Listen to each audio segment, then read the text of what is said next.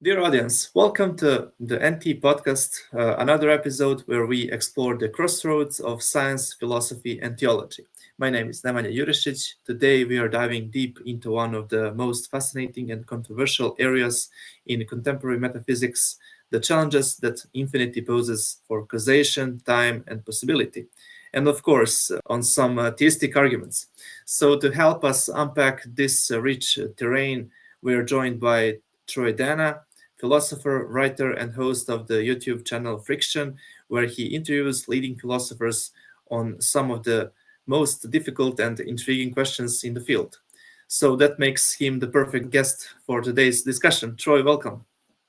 Yeah, thanks. Thanks so much for having me. Sorry, I won't try to pronounce your name, but yeah, thanks so much for having me. Okay, thank you so much for coming. And as I said, we will discuss many topics. So my first question for you is, can you just briefly introduce yourself and tell us your background? What are you studying and some things? Yeah. Yeah, I mean, for our purposes, you said more, basically enough in the introduction. But I have a bachelor's in philosophy. I write some philosophy papers and stuff, and I host that channel, the Friction channel, where I interview a lot of philosophers. And yeah, my interests in philosophy are somewhat broad, but some of the stuff that we're going to discuss today is definitely among it, having to do with metaphysics, time, causation, stuff related to philosophy of religion. But I'm interested in a lot of other stuff as well in philosophy. So yeah, and I could talk about more, but we could just get into it, I guess. Yes, I read your article with Joe Schmidt, so I really like article, and I like also Joe Schmidt. He's a really good guy and smart. So let's go. My first question: could you define some terms for us, such as causal finitism, temporal finitism, discrete views of time, Benardete paradoxes or B arguments, and patchwork principles? So let's define some terms at the beginning. Yeah, for sure. But some of those things maybe will help to go through some of the like a particular argument. But for the first couple, I'll start with the causal finitism and temporal finitism. So yeah, on causal finitism, the main idea is that the causal history of any effect is necessarily finite. Like you can't have some effect where there's like infinitely many causes kind of leading up to that effect. So in other words, if you have some effect, there has to be finitely many things that lead up to that effect. It could be very large, maybe there's a Google of them, but like it can't be infinitely many. So just one qualification there, or maybe two. Note that it doesn't strictly require that there are only finitely many causes, right? Because in principle, on causal finitism, so described, there could be like infinitely many different causal chains, like infinitely many different things causing something. But so long as each of those chains only extends back finitely, then causal finitism isn't violated. And also, you could, in principle, have infinitely causes like contributing to the same effect, right? So long as they're all sort of at the same level, so to speak, not part of the same sequence that goes infinitely far back. That doesn't violate causal finitism either. You could have a stronger view about than just mere causal finitism that rules out those other things, or maybe more. But causal finitism itself is just the view that the causal history of any effect is necessarily finite. So that's the basic idea there. And temporal finitism is somewhat similar, but different. Like you could be a temporal finitist, but not a causal finitist, or vice versa. And on temporal finitism, the sort of temporal history, temporal just means having to do with time. The temporal history of any event, of any time, is necessarily finite.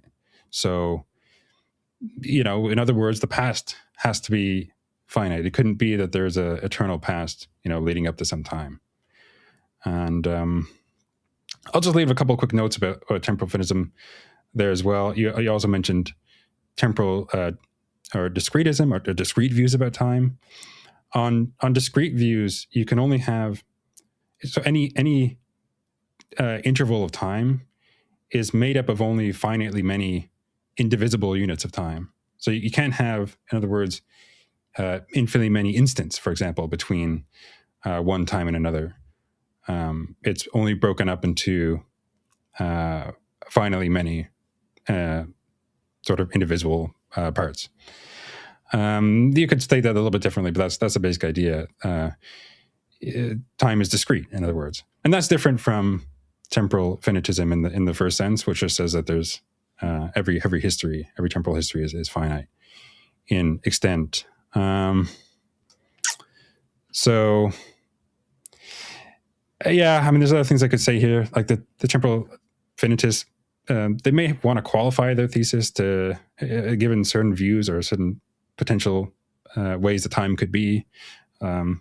So they, if there could be non-metric time or non-topological time, they may want to restate the temporal finitist thesis as the statement that metric or topological time preceding any time is necessarily finite, or something like that. But yeah, I mean, I could test those issues further, but the short thing is that temporal finitism is a thesis that.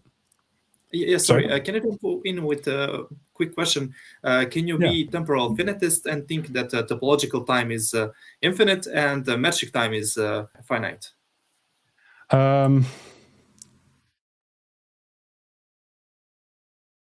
Well, I guess if you think that metric time is finite, then I'm not sure how you could be a temporal infinitist.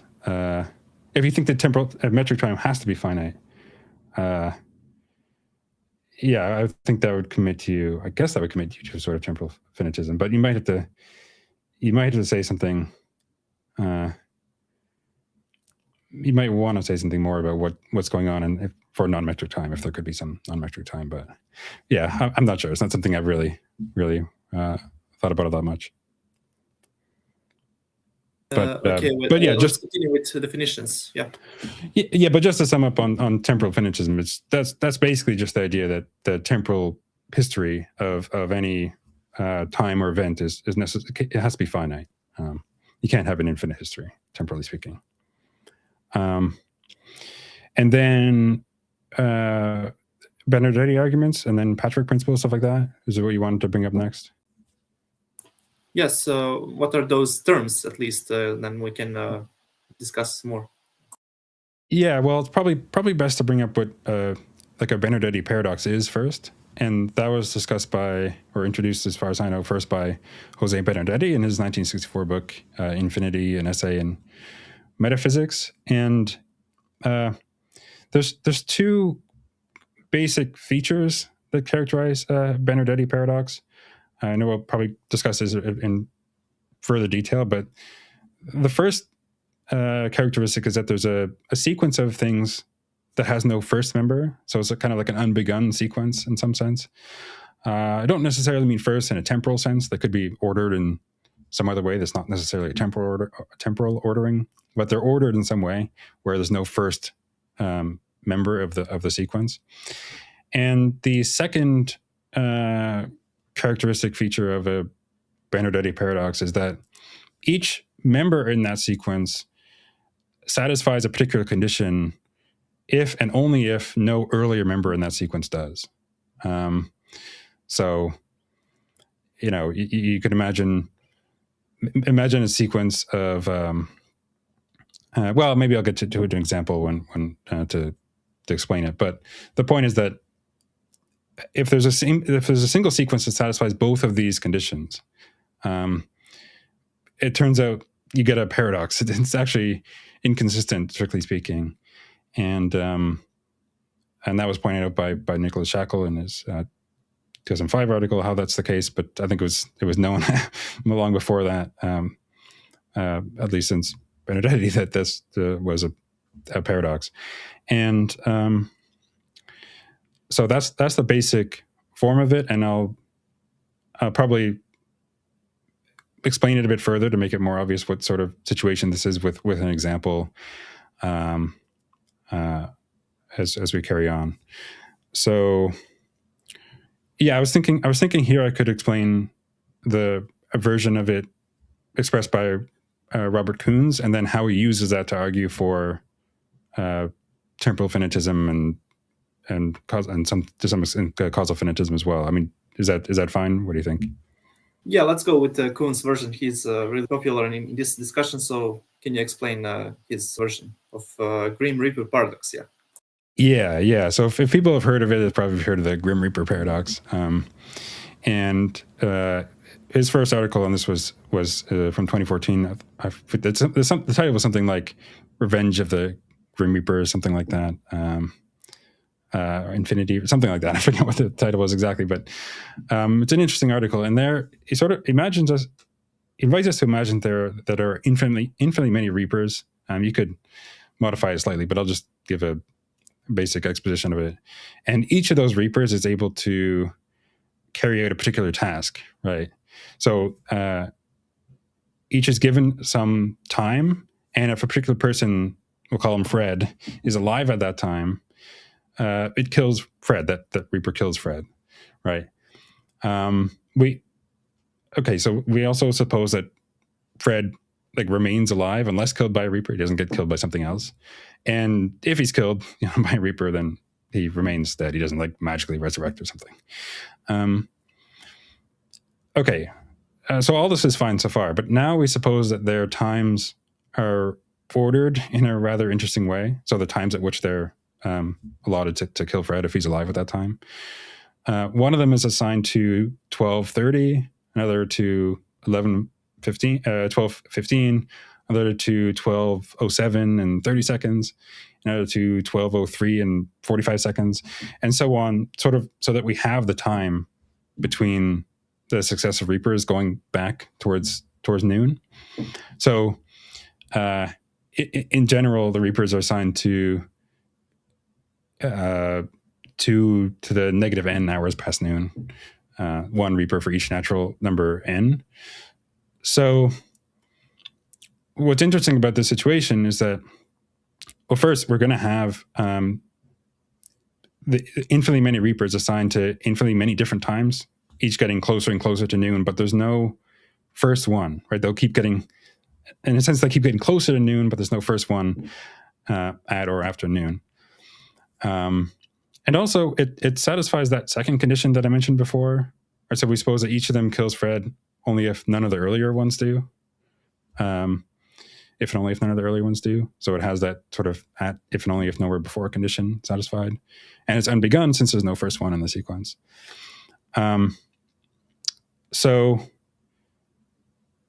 Well, how can we show that this scenario is inconsistent or impossible? Well, if we ask, what happens to Fred in this scenario? Because surely he can't survive past the last Grim Reaper at 12:30.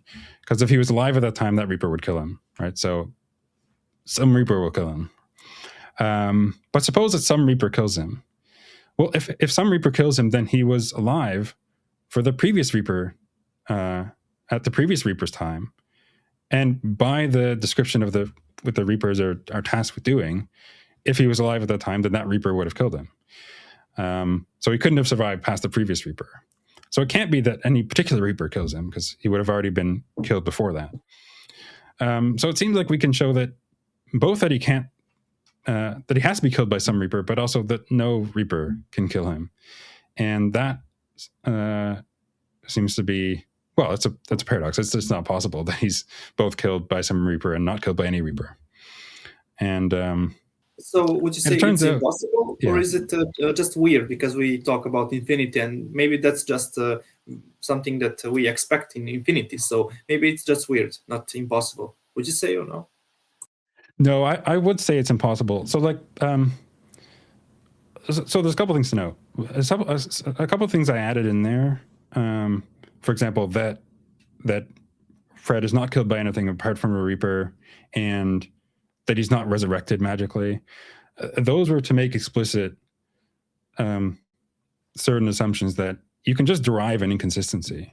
And it turns out that if the scenario satisfies those two conditions that I said before, the unbegun condition, that the sequence has no first member, and the at if and only if nowhere before condition, that each member satisfies a condition only if and only if none of the earlier ones do.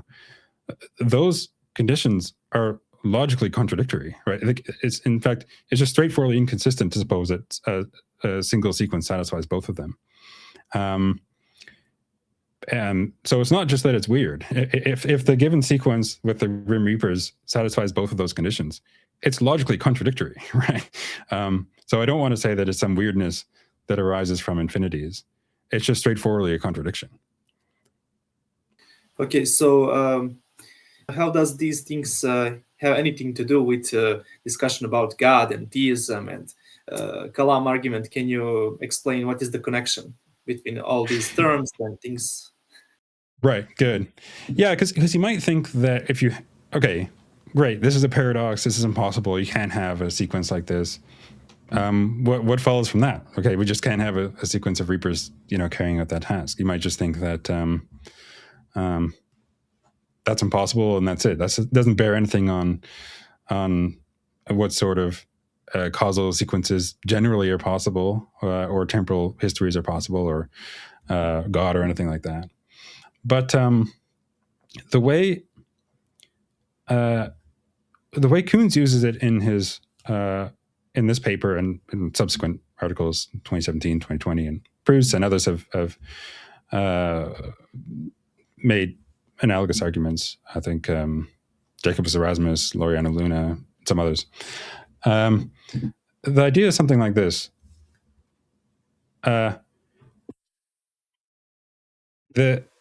If finitism of some considered sort, suppose like in Koons' article, it was a sort of temporal finitism. Maybe it's more like a discretism, but whatever. If the finitist thesis is false, then some we'll call these Benardete scenarios, like the Grim Reaper scenario. So then some Benardete scenario could obtain, right? But that Benardete scenario could not obtain, as we can show that it's impossible. And so, kind of by modus tollens, that the finitist thesis is true, right? And then the critical step is, well, wait a minute. Why, if the finitist thesis is false, would it follow that the Benardete scenario of some sort could obtain? And that's the sort of heart of the arguments that they make. And there's different arguments that you could make, but I'll focus on the one that Koons gives. And there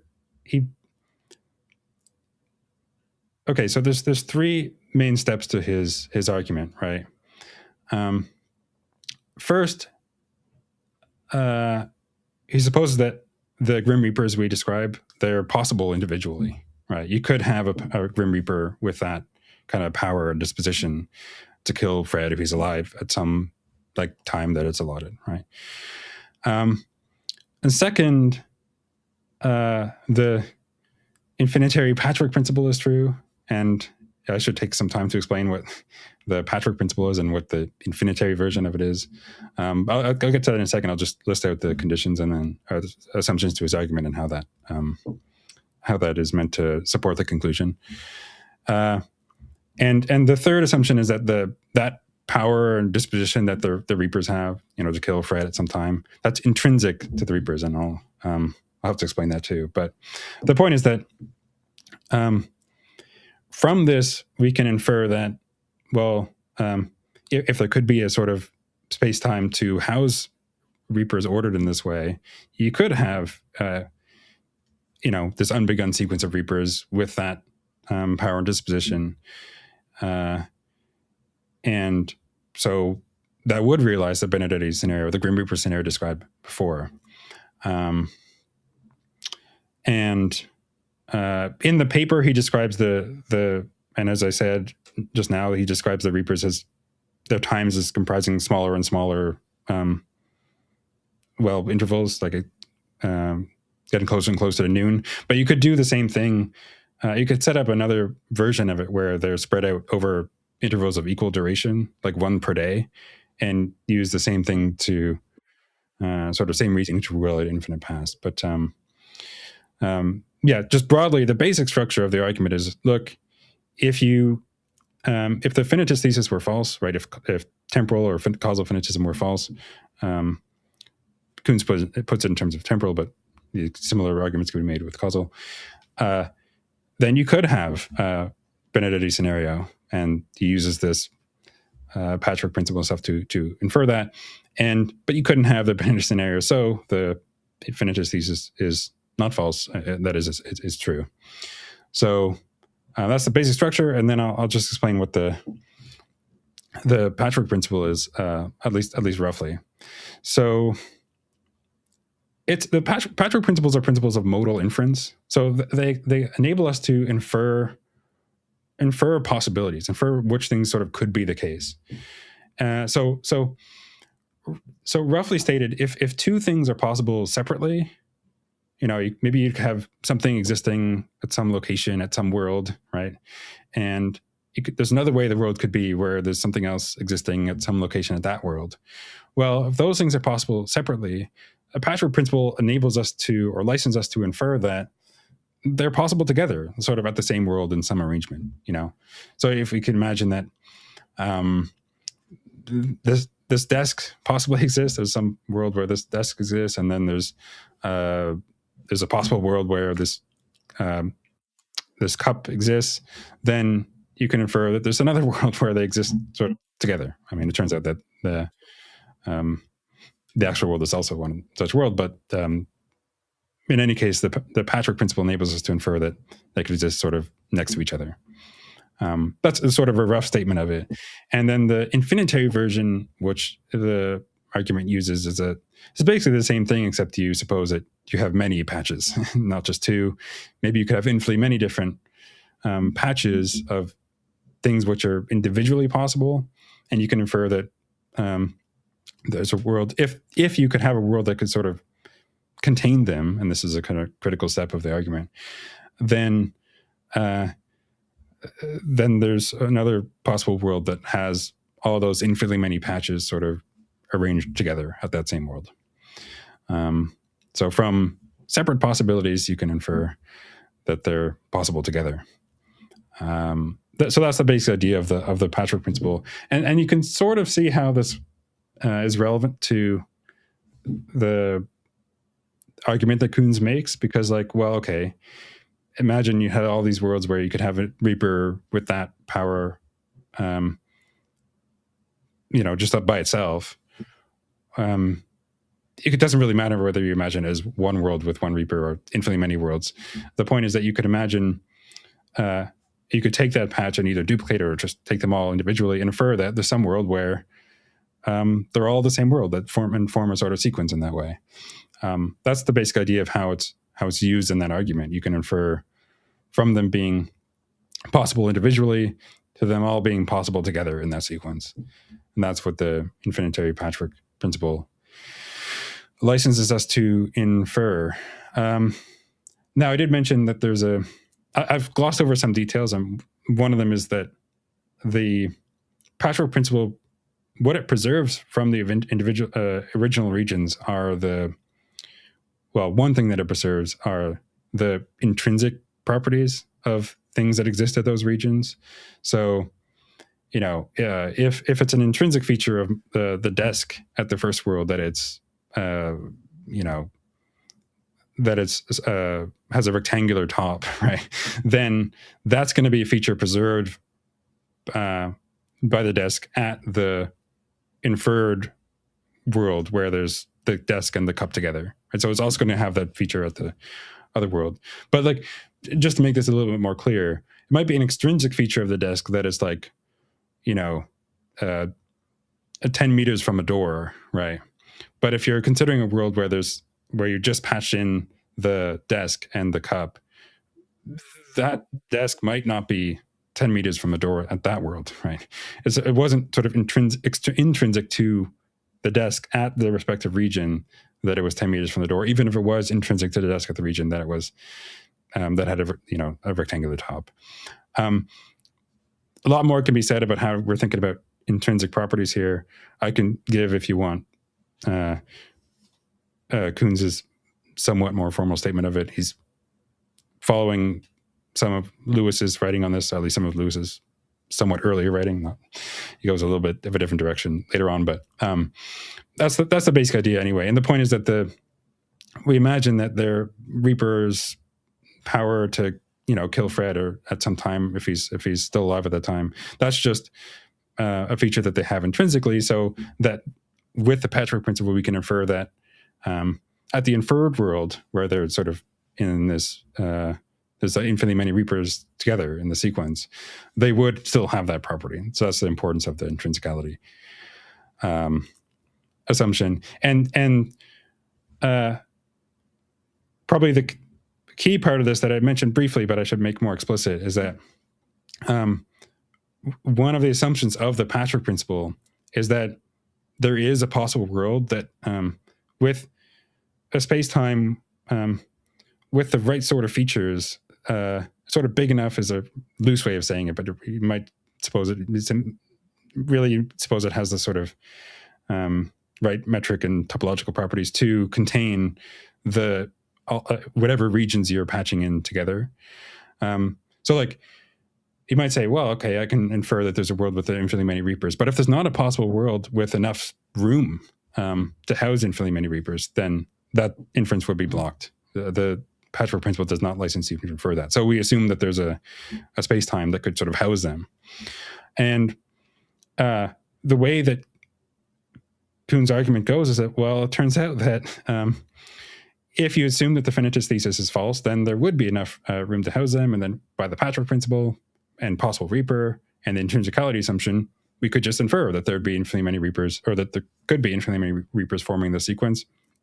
And that's the sort of major premise in his argument, where we can just show that, so if finitism is false, then you could have the Benardete scenario, right? Because that's all you need for the Benardete scenario, infinitely many in the sequence with no first one satisfying that condition. But you can't have that, right? Because it's a paradox, it's impossible, we can show that. And so that's how he concludes that that therefore the finitist thesis is true. If the finitist thesis is true, then you can block the patchwork inference, because you can suppose that there just isn't a space-time that could house that sort of thing. You couldn't have infinitely many reapers at a world just because there's no space-time at which they could exist, and the patchwork inference would not go through. So that's the basic form of the argument and the motivation. There's more technical details and stuff that I'm not getting into, but that's the idea there. So if you want to follow up on that, or we can move on to some issues. Thank you so much. So in your article with Joe Schmidt, you explained that there are two mutual unsustainable conditions that Nicholas Shackel said Benardete paradoxes share as their formal structure. So could you explain what are those two conditions? Yeah. I guess I've sort of already gone over this a little bit, but I'll state it more clearly. So like the first one is the unbegun condition, right? So you have a sequence that's linearly ordered in some way where there's no first member in that sequence. So the Grim Reaper scenario satisfied the unbegun condition. We might shorten it as UC, because, well, think of the times that the Reapers were set to kill Fred if he was alive at that time, at 12:30, 12:15, 12:07, so on. There's no first one in that sequence, temporally speaking, so they get closer and closer to noon, but there's still first one. So that's why they satisfy the unbegun condition. And the second condition is the at if and only if nowhere before condition, so A and B, C. And on that condition, each member in the particular sequence satisfies a particular condition if and only if none of the earlier ones do. And the Reapers in the Grim Reaper scenario satisfy that as well, because, well, we suppose that each Reaper at their time kills Fred if and only if none of the earlier ones do. So that condition, killing Fred, is the the condition in the A and B, C for the Reapers in this scenario. They kill Fred if and only if none of the earlier ones do. And as Shackel pointed out in his article, I think it was called like the form of the Benardete paradox or something like that. Those two things are not satisfiable by the same sequence. It's just inconsistent to suppose that one sequence satisfies both of them, and that could just be shown as a matter of logic. In fact, as an exercise, I kind of work through this myself. You can just you can show this in first order law. I did it with a Tableau truth tree thing. If you just add in a further formal fact about the before then relation, that the before then relation is transitive. So if A is before B and B is before C, then A is before C. Those three statements, that together with the initial formalized statements of the two conditions, you can just derive with nothing more than first order logic that they're inconsistent. So and that Shackel gives his own proof, a little bit less rigorous than that in the paper, but the point is that they're inconsistent. You cannot have one sequence that satisfies both of those conditions, given how the before then relation works. So that's the basic form of it. And if we suppose that the Grim Reaper scenario is one where those two conditions are satisfied, then yeah, the Grim Reaper scenario is really impossible. It's just inconsistent. If it's not a scenario where those are satisfied, then it might be a little bit more tricky. Maybe it's impossible for some other reason, but it has to be impossible at least for that reason, if it does. So that's the basic idea there. So when you say Benardete paradoxes, the arguments, it seems like there is more than a Grim Reaper. So can you name other examples? Yeah. So I mean, in the literature, there's been other examples given, like this one with like hitting gongs or something that get progressively quieter or something. There's ones with the semantic versions of it with the Yabo's infinite liars, and there's other versions. I mean, that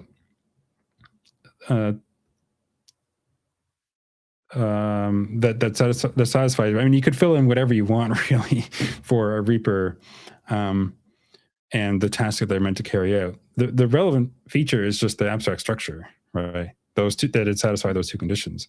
So you can fill in really whatever.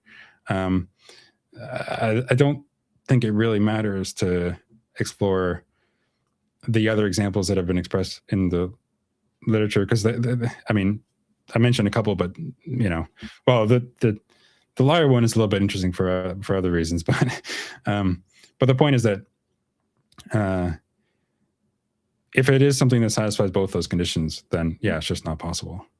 It doesn't really matter what it is that we fill in in the details. Yeah, so they are just other versions, but they are like same because they don't introduce something new, some new forms, structures. It's basically almost like same, right? Yeah. Now you might have a version that has other problematic or impossible elements. So, like the liar one, maybe you want to say something more than just what we've said here, and maybe that requires some further analysis about like liar-like sentences generally. But regardless, those possibilities aside, it really just is the important fact with regard to it being a paradox is that it satisfies these two conditions, and whether that's reapers or elephants or particles or whatever, the impossible element, at least as far as this is concerned, it's just contradictory. Right. Okay, so you offer in your article bulb paradox. So how does that go? And does it satisfy all the three premises that you explain in article? First is possible Grim Reaper, second infinitary patchwork, and the third is intrinsicality of the Grim Reaper's powers and dispositions. So does this then show that the principles underlying and permitting the Grim Reaper paradox are actually mistaken? Yeah, good. So, yeah, in that paper, we really cover two main concerns for the for Koons' Grim Reaper argument, and one of them is this: we kind of give this parity argument with the bulbs, and it was fine. I will want to cover the second issue too, because I think that is also important. But yeah, just on the first thing with the kind of parity argument. So the basic idea with our parity is that we want to give another version, so to speak, of the Grim Reaper argument, but where the parity seems just as plausible as the original Grim Reaper argument, but that the parity goes wrong. So here's how it goes. Since the parity goes wrong and it's just as plausible, therefore that gives reason to think that the first one goes wrong, right? The sort of companions in guilt, so to speak. But here guilt is really guilt, I suppose. So for the parity, we're to imagine there's a special sort of light bulb, and these bulbs have the power and disposition to be on if and only if there's no bulb to its left which is on. And so we suppose that one bulb, say call it bulb A, is to the immediate left of another bulb B if the glass of A is touching the electrical contact of B. So that's what it means for one bulb to be the immediate left of another bulb. The exact details aren't so important, but and then we imagine more generally a bulb is to the left of another if there's like a sequence of them connected in that way from the leftward one to the rightward one, right? So if there were 4 bulbs, each of them strung up in this way, touching the glass of the contact, and so on, the one towards the far left would be the far leftward one, and then there'd be 3 to the right, whatever. So and again, each bulb is on if and only if none to the left are on. So in that sequence where there's 4, the leftward one would be on, and then the other 3 would be off. That's how they would satisfy that condition together in that way. So that's the basic. The bulbs are meant to be analogous to the Grim Reapers, and the power to be on if and only if no leftward one is on is meant to be analogous to the Reaper property. And so then we suppose that we argue that the 3 main assumptions in the Grim Reaper argument, you can sort of give analogous assumptions for kind of parity bulb argument, and they're sort of at least as plausible, it seems to me. So the first one would be that, well, we had the Grim Reapers are possible. Well, now I want to say that the bulbs are possible individually, right? You could have a bulb with that power disposition. So that's the first one. The second assumption, well, it's just the same thing as the infinitary patchwork principle. So obviously that assumption is going to be the same, so it's going to be at least as plausible again. And then the third one is the intrinsicality of the bulb power and disposition. In the same way that the Reapers sort of can, how they act depends on or correlates with whether the person apart from them is alive, and whether the other Reapers have killed them, whatever. The bulbs sort of can react to whether there's a leftward bulb that's on.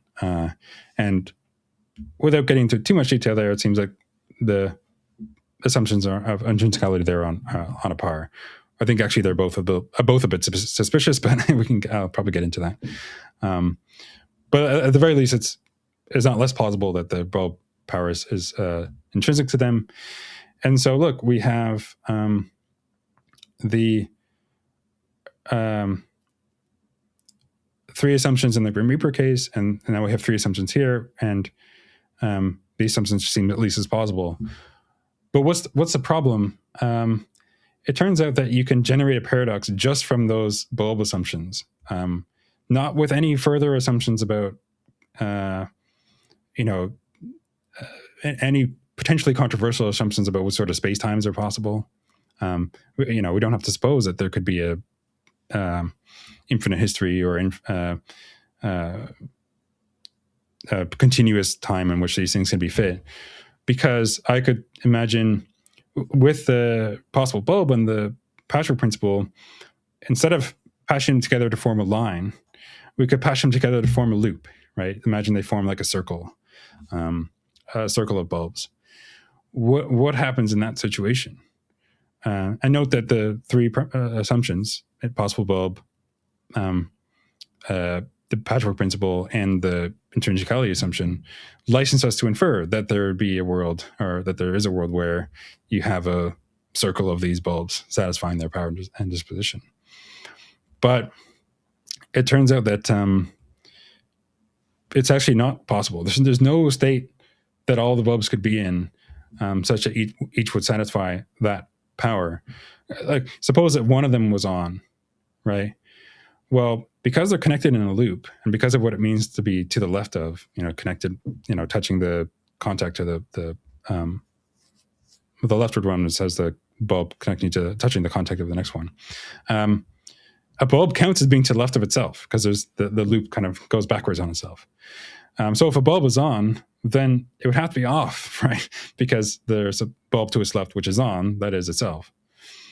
But if all the bulbs are off, then none of them are satisfying the condition because all the bulbs to its left are off, and so it should be on.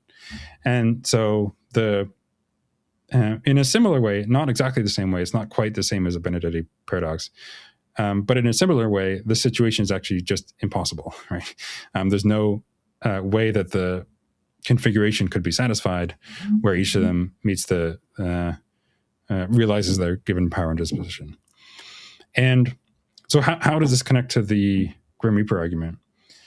The idea is that, look, those three assumptions that I mentioned for the Grim Reaper argument, possible Reaper, infinitary patchwork, and the intrinsicality assumption, those are assumptions needed to run the argument, right? And then Koons says, well, if we also suppose that there's the finitist thesis is false, right? Then we can derive that there could be a Benardete scenario where you could have the Grim Reaper satisfying the two conditions. But that's not possible. And so we dispense with that assumption that the finitist thesis is false, right? So then we get the finitist thesis is true. But in this bulb parity, right, we get the contradiction just with the kind of three assumptions, right? In this case, we had the three assumptions that were not exactly the same as the Grim Reaper ones, but the argument was that there at least is plausible, right? And if we get the contradiction just from those, we don't have to add in the further assumption about possible spacetimes. In our spacetime we do, so that's not going to be controversial. Then we don't have a further assumption that we could dismiss in order to resolve the inconsistency. In other words, one of the initial three would have to go at least, right? Either possible bulb, infinitary patchwork, or the intrinsicality of the bulb power and disposition. And the idea is that, look, yeah, that's right. At least one of those would have to go. But the idea is that those were each kind of just as plausible as the original ones in the Grim Reaper argument. So that gives reason to think that, well, probably one of those is going to have to go as well, at least. So that's the way that the parity goes. It doesn't really explain what's gone wrong in the bulb case or what's gone wrong in the original Grim Reaper case, but the parity gives reason to think that something has gone wrong in both cases. That's the basic form of it. Genius. So I just love this. Okay, so can I ask you this? How would Professor Koons answer all these things that you propose? Do you know maybe what he says about your parody argument? Yeah, I'm not sure what he would say about the parody argument. I think, like, if I was to try to guess, I think he would try to make a case that the third assumption, the parity premise being that the intrinsicality of the bulbs, that actually is less plausible than the intrinsicality assumption in the Grim Reaper case. So he could try to argue something like that. That's something we discuss a bit in the article, for why that's sort of implausible. In both cases, it seems like the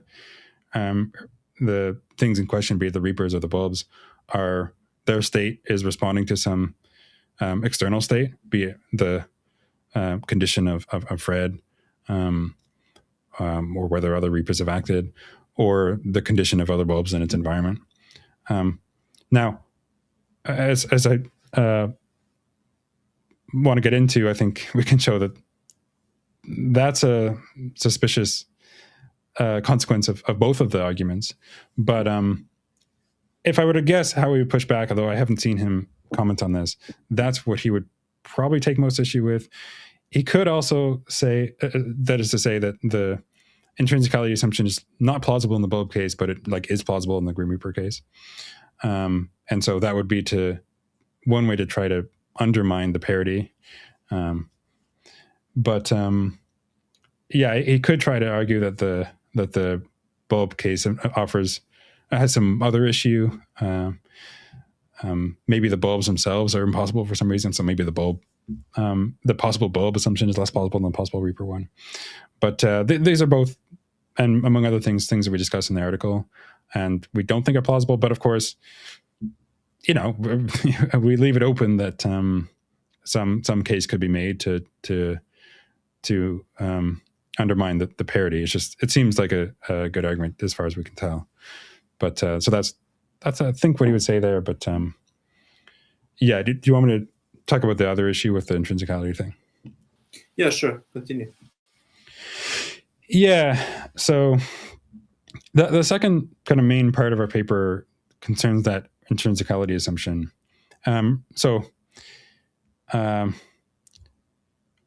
Roughly, so in the original paper, Koons offers a rough, well, not so rough, but a definition or an understanding of what intrinsicality means here. So roughly, okay, so if something exists at a particular region, so I gave the example with the desk earlier being rectangular, but we could say it a bit more precisely.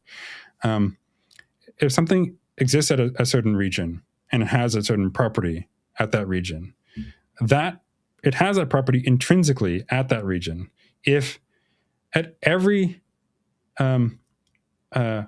possible region, the constants of which exactly duplicate the initial region, that thing also has that property. So, imagine the region containing this desk, right? If you had any other region that exactly duplicated that, internally, there would be a desk there, and it would also be rectangular. Because it would also be rectangular at any region duplicating that, that property, it's being or rectangular, having a rectangular top, is intrinsic to the desk at the original region. Okay, maybe I can't explain it so well, but that's the basic idea, and he follows a way that David Lewis puts it in some of his work, although David Lewis goes towards more natural property accounts of intrinsic properties later on, but that's not important for us now. That's how Koons is understanding intrinsic properties. And so that's important here because he supposes that the Grim Reapers have their power to kill Fred if and only if Fred is alive at a particular time intrinsically.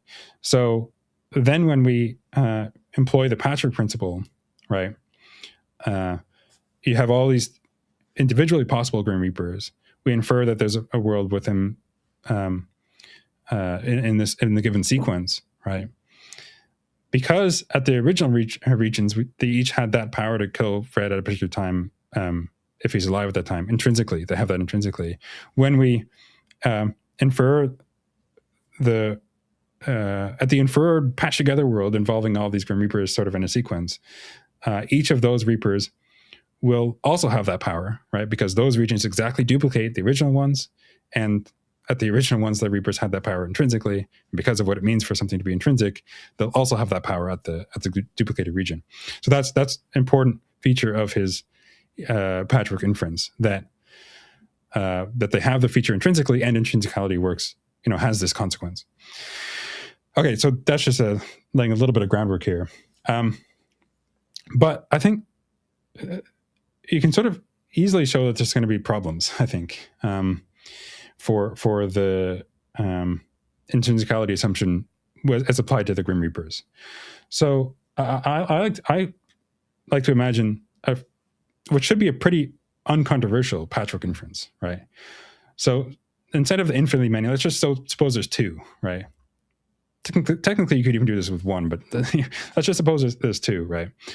And both of the so you have one region at one world where there's a Reaper, and it's not doing anything. Like, it's not killing Fred. Maybe it's like it's non-initial in a Reaper sequence at that world. And we suppose the same for the second one, right? At another world, there's a region containing a Reaper that's also non-initial, and so it's not killing Fred. Maybe Fred's already dead, Okay, and then we can, from those two possibilities and the Patchwork principle and the intrinsicality assumption, we can infer that there's another world, right, containing them in a sequence, right, where those are the two Reapers that form a Grim Reaper sequence. So this should be perfectly fine, right? We just have two. This is something that Koons should grant as a possibility, having two Reapers in a sequence from, we can infer that from that initial setup. But actually, I think we already get contradiction, right? And here's why. Because of the way the Patchwork principle works, right? When you have the patched together world with the two regions containing Reapers sort of together, the first region is going to be an exact duplicate of the initial region that we, had as some possible world. And the second region is going to be exact duplicate of the other region that we had in another possible world. But from that, we can infer that, okay, well, if the first region is exactly duplicating this one, and at this one, the Grim Reaper was doing nothing, right? Because it wasn't, maybe Fred was already dead, it wasn't killing him. Then the Reaper at the inferred world with the two Reapers in sequence is also going to be doing nothing.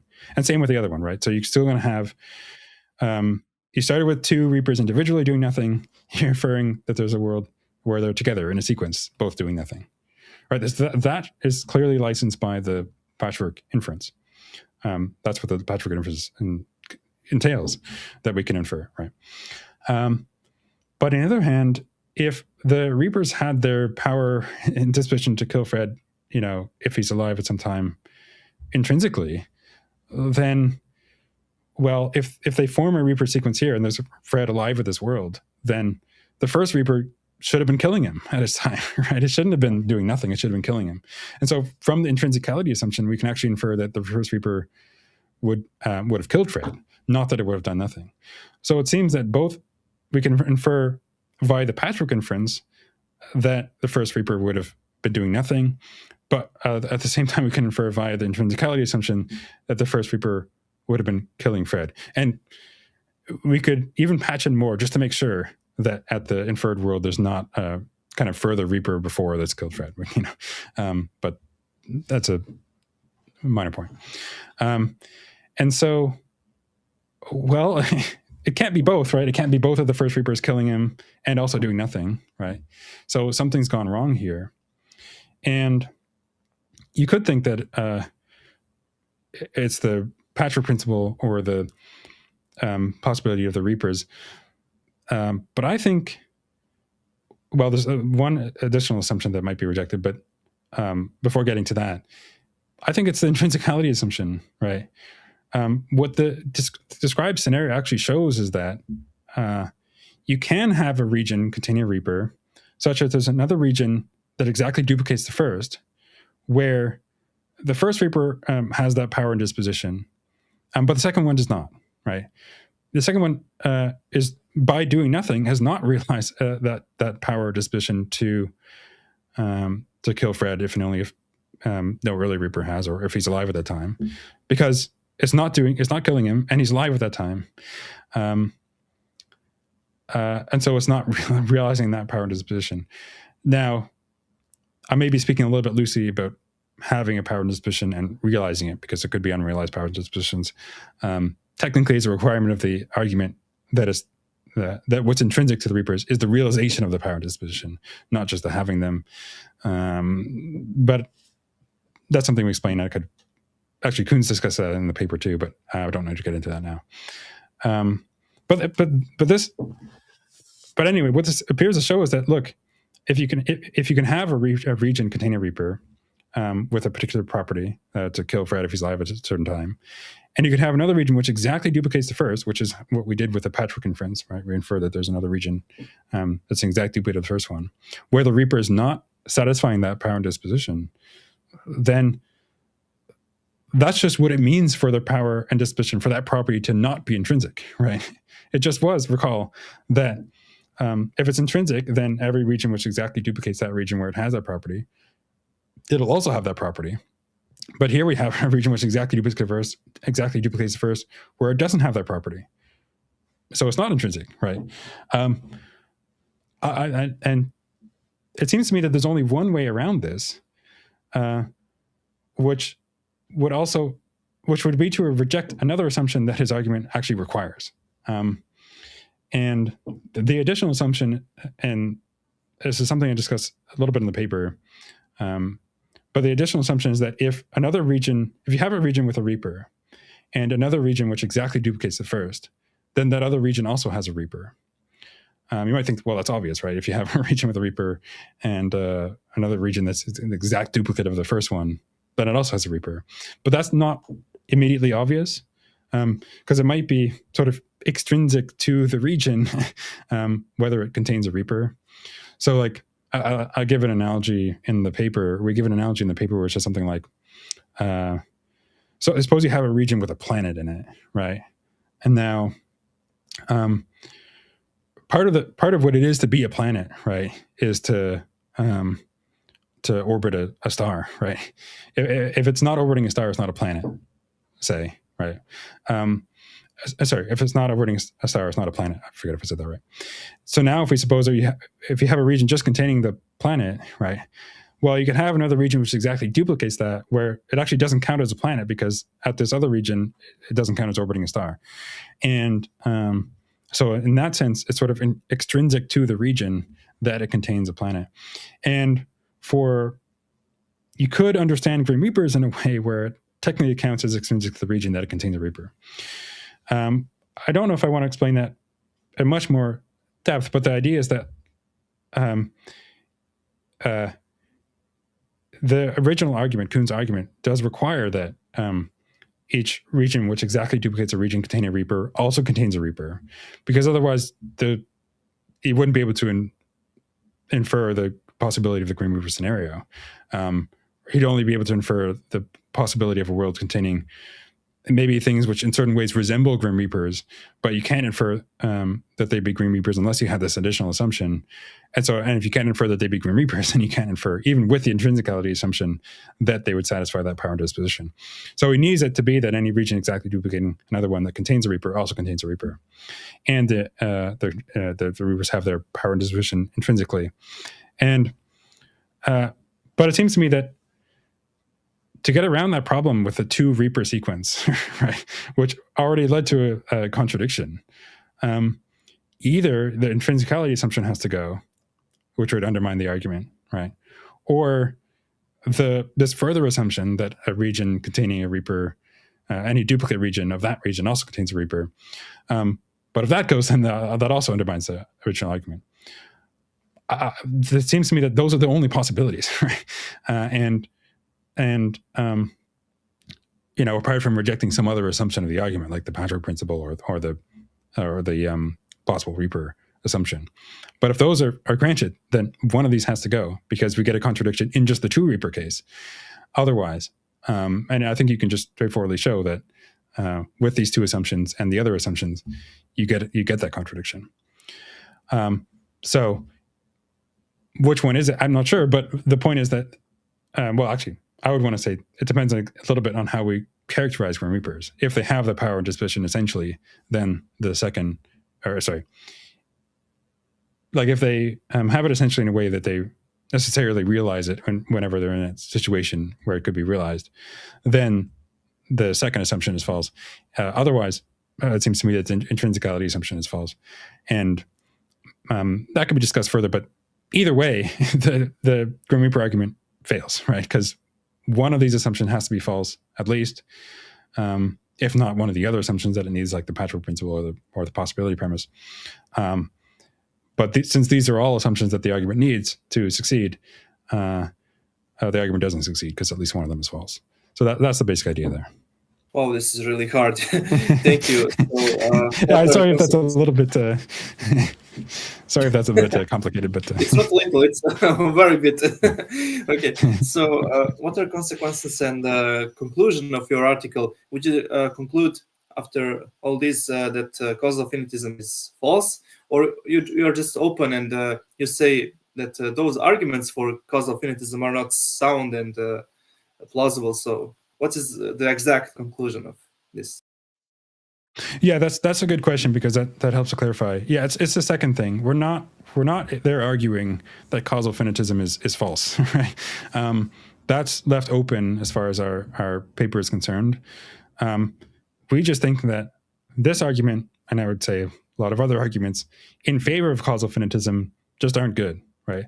Causal finitism might turn out to be true. Maybe there's some other arguments that are good, that support it, but just the kind of Benardete-style arguments for it, we think are not good, at least as we've seen them presented. Maybe there's another way that it could be run, that avoids some of these concerns. It's plausible for other reasons, but that's not something we explore here. The conclusion that we draw is that regardless whether causal finitism is true, these arguments for causal finitism, at least the one that Koons presents and some of the similar ones, aren't good in showing that it's true. Very good. So if you need to bet what is the truth about our universe and cosmos, so would you say that causal finitism is maybe likely than not? Or would you say you just don't know? But can I press you? Can you say, is infinitism maybe more plausible or not? Well, one thing I would want to, so there's one question about whether there are actually finitely many, like every actual chain of causes is finite, or any temporal history is finite in the actual, like the way things actually are. And there's another question whether it has to be that way, because causal finitism is a stronger claim, but not only is like every causal sequence, like actual causal sequence, finite, in history, but like it's necessarily finite in history. Like there's no possible world at which it's infinite. And so you can ask me, do I think that causal finitism is likely true in that strong sense? I'm definitely going to say no. But if you ask me whether it's likely true, just with respect to not causal finitism per se, but do I think that like it's more likely that there are not infinite causal chains at the actual world, like extending back infinitely? I might lean more towards yes, but without getting into potentially controversial issues about causation. I might lean towards yes, but even if I think that causal finitism as the much stronger kind of modal thesis is very implausible. But regardless, neither of those things are things that we argue for or against in that paper. That's just my how I feel about it roughly. Yeah, amazing. So I think Dr. Graham Oppie would say it's similar. He is open very to ideas that there is maybe infinite series of causes, but he would say probably not, because it's cheaper to believe in a finite past. So yeah, maybe that's a better option. Just interesting on his view. If there is really an origin that goes only back so far, like finitely far, temporally or causally, then on his view, it's sort of necessary that it only go back so far. So then causal finitism would be necessary, like it would be true. I guess when he says he's open to there being a finite history or an infinite history, that's maybe something more epistemic, like kind of as far as he knows, like it could be one way or the other. But whichever way it is, whether it goes infinitely far back or finitely far back, on his approach to modality, that's going to be necessary. But he might not know which of those actually is. He just leans towards the finite one, I guess, as you say. But sorry. Yeah, exactly. Thank you. So my question is, can we use our intuition maybe to think about this topic? What is more intuitive about causal chain? And I don't know. Yeah, I mean, to some extent, I'm not against taking our intuitions as some data there. That said, I do worry just how much weight that should carry, especially for thinking about like what's possible, right? I mean, I don't know. Like, if we're thinking about possibility in some logical or metaphysical sense, there may be something unintuitive about infinite causal chains or infinite temporal histories, or even infinitely divided times. But unintuitiveness is not enough for impossibility, I think, right? And so I think that will only get us so far. Maybe it would help. Maybe it's some motivation, or at least a better motivation for thinking that, like, there haven't been infinitely many causes or infinitely long history, but that's. I'm not sure that I share those intuitions, at least to that degree, but I think it's much less plausible as support for the stronger thesis, like the modal thesis, that necessarily there's no infinite causal chains in this way, or infinite temporal histories, and so on. But in the abstract, I'm fine with letting intuitions, or how we feel about particular cases, or about causation generally, as carrying some weight into how we feel about these things. But I would caution against taking it too strong. Amazing, thank you. So you're certainly also against arguments against actual infinities, like Dr. Craig would argue. So he says there is no way to have any actual infinity in reality. So what do you think on those? Yeah, like with the Hilbert Hotel stuff and other cases, like, I'm inclined to say that I don't find anything really so absurd about those. Like, okay, something like a Hilbert Hotel in certain ways that is described might not be like physically realizable. Maybe it's not allowed with the laws of physics or something like that. But like, normally we're not concerned with what's with whether something like that is physically realizable. Maybe someone could argue that it is, and well, I remember there being some sort of argument like, well, if you can just think about regions of space-time, if there's infinitely many of them, you could think of them as rooms, whatever. It doesn't seem to be absurd in some stronger sense, or impossible in some stronger sense. It does have some strange consequences, right? Because, when you have an infinite collection, you can have a proper subset of that collection that's of same cardinality as the original collection, right? In other words, you can put in the infinite hotel all the even numbered rooms in one-to-one correspondence with all the rooms, right? And so, like, that's how you can get these consequences that, well, look, imagine that the hotel is full in the sense that there's a person in every room. Well, move each person to a room that's like double the number of the original room, right? So maybe you number the rooms with all the natural numbers, 1, 2, 3, and so on. Then you can, all the people would then be in even numbered rooms, and you have all the odd numbered rooms left for people to enter. And it seems like, well, that's really strange, right? You can't have, it seems strange to say that at the one time you have the rooms all occupied, right? Each person was in one of the rooms. Each room had a person in it. And then just by shuffling people around, now you have infinitely many rooms left, all the odd number rooms. And actually you can do that infinitely many times, right? You could fill it up and then repeat that infinitely many times. That just seems like really strange. And I think, Craig wants to argue that even if it's mathematically consistent, like, set theory allows for that, on some level, it seems like that should be metaphysically impossible. And maybe we use our intuition about what sort of things we think could be realized in support of that. I just report that I don't know. I don't share that intuition at all. I find nothing so strange about that beyond the fact that, well, it's a situation rather unlike most of the situations we normally imagine with hotels and people and rooms and so on. But so what? I mean, I don't know. I don't think that's a good reason for thinking that it's impossible.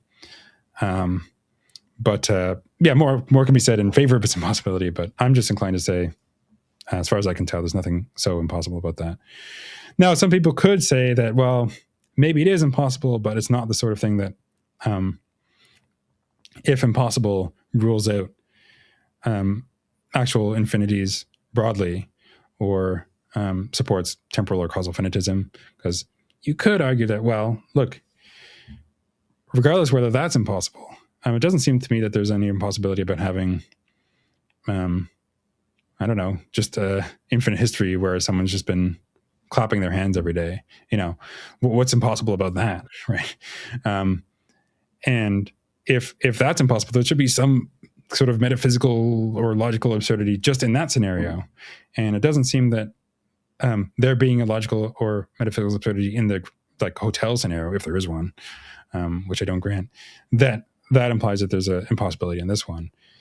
And against that, people might say, well, okay, maybe I can't show what's sort of impossible in that itself per se, but with plausible modal assumptions, that possibility would support other possibilities where you could have things like this, and yada yada yada. So you get a sort of similar argument, in that way, sort of analogous argument to the Grim Reaper one. But yeah, I mean, I could talk more about that, but that's roughly what I'd say at the outset. Yeah, that's called another topic. So I just wanted your opinion, but I agree. And would you say at least that it's better to believe in causal finitism because you don't defy mathematics, and because you can have infinities, but just you don't have an infinite of backward causes. So is it a better theory at least? Would you say like that? Well, I'm not exactly sure why it would be a better theory. I mean, if you want to say that, is the idea that it's a better theory because it's more maybe parsimonious in certain ways, right? To have finitely many is just less committal or more simple than having infinitely many or something like that. Is that the idea? Yeah, more simple, and you don't negate. For example, you have a singularity. I think Frank Tipler would say that this is an example of actual infinity. So you have more problems with Frank's view. Would you say same? Okay, so there's a few things I want to separate here. First is recall that when we're talking about finitism, it's not just that there's a finite history, it's that there has to be a finite history. And even if a world with a finite history is simpler than the one with an infinite history or infinite causal history, temporal or causal or temporal, it's a stronger claim to say that, well, it has to be in this simpler way, right? Because look, there's a lot more complicated and less simple ways that the world could be, but it still could be those ways, right? I don't want to say it's just because they're more complicated, it couldn't be in those ways. So I wouldn't use the considerations about parsimony to support the causal finitism as that stronger modal thesis. Maybe it's a bit better not to support causal finitism per se, with the stronger modal consequence, but to support just the view that in actuality, the causal or temporal history is finite.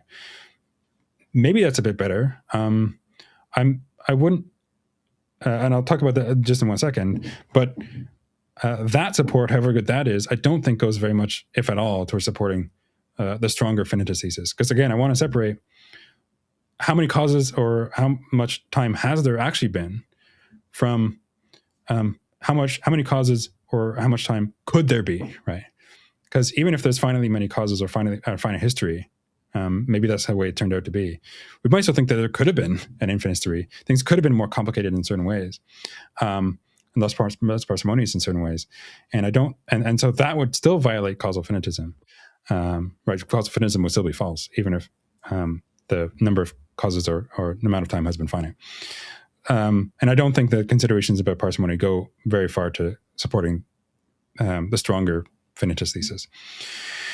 In support of the, as you mentioned that, Oppie sort of takes this as a relevant consideration.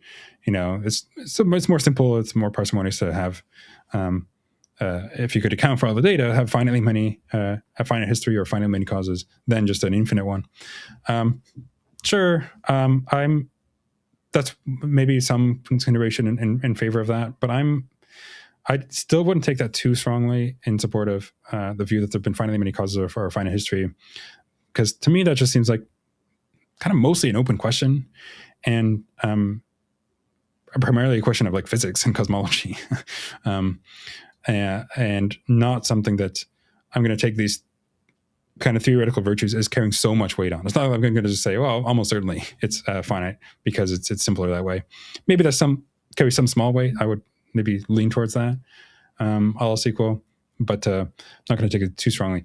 With regard to singularities, I mean, I'm not sure exactly what the point is there. So like you might think that a singularity involves or requires infinite intrinsic magnitudes, infinite densities or energies or something like that. And maybe that's we have reason to think that that's impossible. So Michael Huemer actually has an argument for thinking that infinite intrinsic magnitudes like that are impossible, even if other sort of infinities are not. So like he thinks that you could have an infinite history, but you couldn't have an infinite intensive magnitude like this, like an infinite speed or an infinite energy, or I think we would include those, but at the very least infinite speed and other ones like that he rules out. But this is then going to turn on, well, okay, is that argument correct? Could you not have infinities like that? Does a singularity, like a cosmological singularity, actually require that? And third, well, okay, are there actually those singularities in, if there's a finite history or otherwise, right? Because you might think that they're there in black holes or whatever. And I'm no physicist, but my understanding or inclination is to say that, well, there's a singularity in some sense, but probably not in the way where you get those infinite magnitudes. Probably that's a sign that the physics is sort of broken down, and we need some better theory to account for what's going on there than, well, something where the physics just breaks down. But I'm not going to comment much more on that because I'm not that knowledgeable on that field. That's my Yes, I impression. agree. Amazing. So, do we have also problem if we accept that God is temporal, like Ryan Mullins and other people say, which I respect most on this topic? So, would you agree with this line of thinking? Because if we accept causal finitism, then we have also problem with God, because if he is temporal, if we suppose that, then he cannot have infinite past, right? Yeah. Well, if we have causal and temporal infinitism, and I mean, regardless whether God is time or just is in time, you can't have an infinite past, right? And you can't have infinitely many causes leading up to something that he does or anything like that. So that would have to be a consequence there. I mean, if God is not in time, well, then he's just timeless, and so I mean, these questions don't really arise whether he has a temporal history. I mean, the causal finitist is still going to say, I mean, you might think there could be causal sequences just not in time. So whatever causal sequences God is a part of, not in time, those would still have to be finite, towards the earlier than direction. But earlier than is not temporal; it's just the causal ordering, so to speak. But yeah, I'm not sure. Yeah, I don't know that it makes this is a big bullet to bite or something if you think that God is in time or you think that God is time. Because like maybe the concern is that this is like a limitation on God or something like that. But I mean, if it's necessary, if there's a finite history or finite causal history, then well, I'm not sure how much of that is just a limitation that would undermine his omnipotence, one which is just imposed by, I mean, just what's possible, I suppose. But yeah, maybe there's some further worry that you're getting at, but I'm not sure. Okay, that's just a side question. So let's continue with our other paradoxes. So you said that you read article from Ibrahim Dagher. Title is An Explicably Good Argument for Causal Finitism. So could you explain it more? Yeah. So his version of it, so his argument for causal finitism there, it actually involves something a Grim Reaper scenario, or it's like the Grim Reaper scenario, a version of it discussed by Alexander Proust, where it's a sort of a so-called prefixed scenario, a Reaper scenario. So we're to imagine a scenario that's much like the original Grim Reaper sequence. Like suppose that there's the Reaper at 12:30, 12:15, 12:07, and so on, where there's no first one. But then suppose that we imagine there's one more Reaper, right, whose time is exactly noon, right, or sometime before noon. It doesn't matter, but suppose it's exactly noon. So then you still have infinitely many Reapers, but in this case, you do have a first one, right? You have the Reaper at exactly noon, and there's none before that. Well, it seems like we've turned an impossible scenario where we had the infinitely many Reapers with no first one into a possible scenario because, well, now the first Reaper at noon could just kill Fred, and then none of the other Reapers would do anything. And that's it, right? So there's nothing sort of, at least obviously incoherent about that situation, whereas the original one is logically inconsistent. Okay. And so now we have a sequence that is well-founded. It doesn't satisfy the unbegun condition from before. But now we add another detail, right? We suppose at what time this further Reaper is allotted isn't just noon, but it's decided by turning a dial, right? Maybe you could turn it to noon, but you could turn it to later or earlier. Now, somewhat strangely, it seems like, and if you set it to an earlier time, it'll, that's the time it'll act at. If, it'll go right if you slide at the time you set to a later time, whatever. But now it seems like something really strange has happened, right? By setting the Reaper's time with a dial, it seems like you couldn't set the time to sometime after noon, right? Because then it would just be part of the infinite sequence and the sequence would be unbegun and you have the paradox. If you set it to noon or before, then you get the possible scenario. So it seems like you could turn it to noon or before, but you couldn't turn it past that. And not only does that seem really strange, Dagher, I'm not sure how to pronounce his name. He argues that it involves a sort of problematic inexplicability, right? There's just no explanation for why, or for what would prevent the dial from being turned to sometime after noon. And I could get into that a bit more, but the idea is that, look, there's no causal mechanism that would explain why, if the person tries to turn it to a time afternoon, why they'd be foiled every time. Like in every circumstance like that, they'd fail in attempting to set it to a later time. It just seems like nothing more than logic itself, right, is preventing them from setting it at a later time. Because if they set it to a later time, then there'd be a contradiction. And if they set it to an earlier time, there wouldn't be. And so that's why they fail. Like the hand of logic prevents them from turning the dial any further. That just seems like a sort of problematic sort of inexplicability. There's just no good explanation for why they can't. And really, logic itself can't be an explanation like that, because logic isn't causal. Logic doesn't prevent things in the world, right? If something prevents things, it's something else acting in the world, right? Or some, other constraint on what the actual circumstance is like, right? Not something just like abstract like logic. And so, yeah, the idea is that we can just get around this problem. You don't have this inexplicability if you can't have, if causal finitism is true. Because if causal finitism is true, well, you couldn't have infinitely many Reapers in the first place, each checking on a condition of the earlier one, right? That involves a sort of infinite causal series, regardless whether it's with the prefix Reaper or not, right? And so with causal finitism, we can start to say, yeah, it's impossible at the outset. So you don't have to worry about the situation where there's no good explanation for why you couldn't turn the dial any further.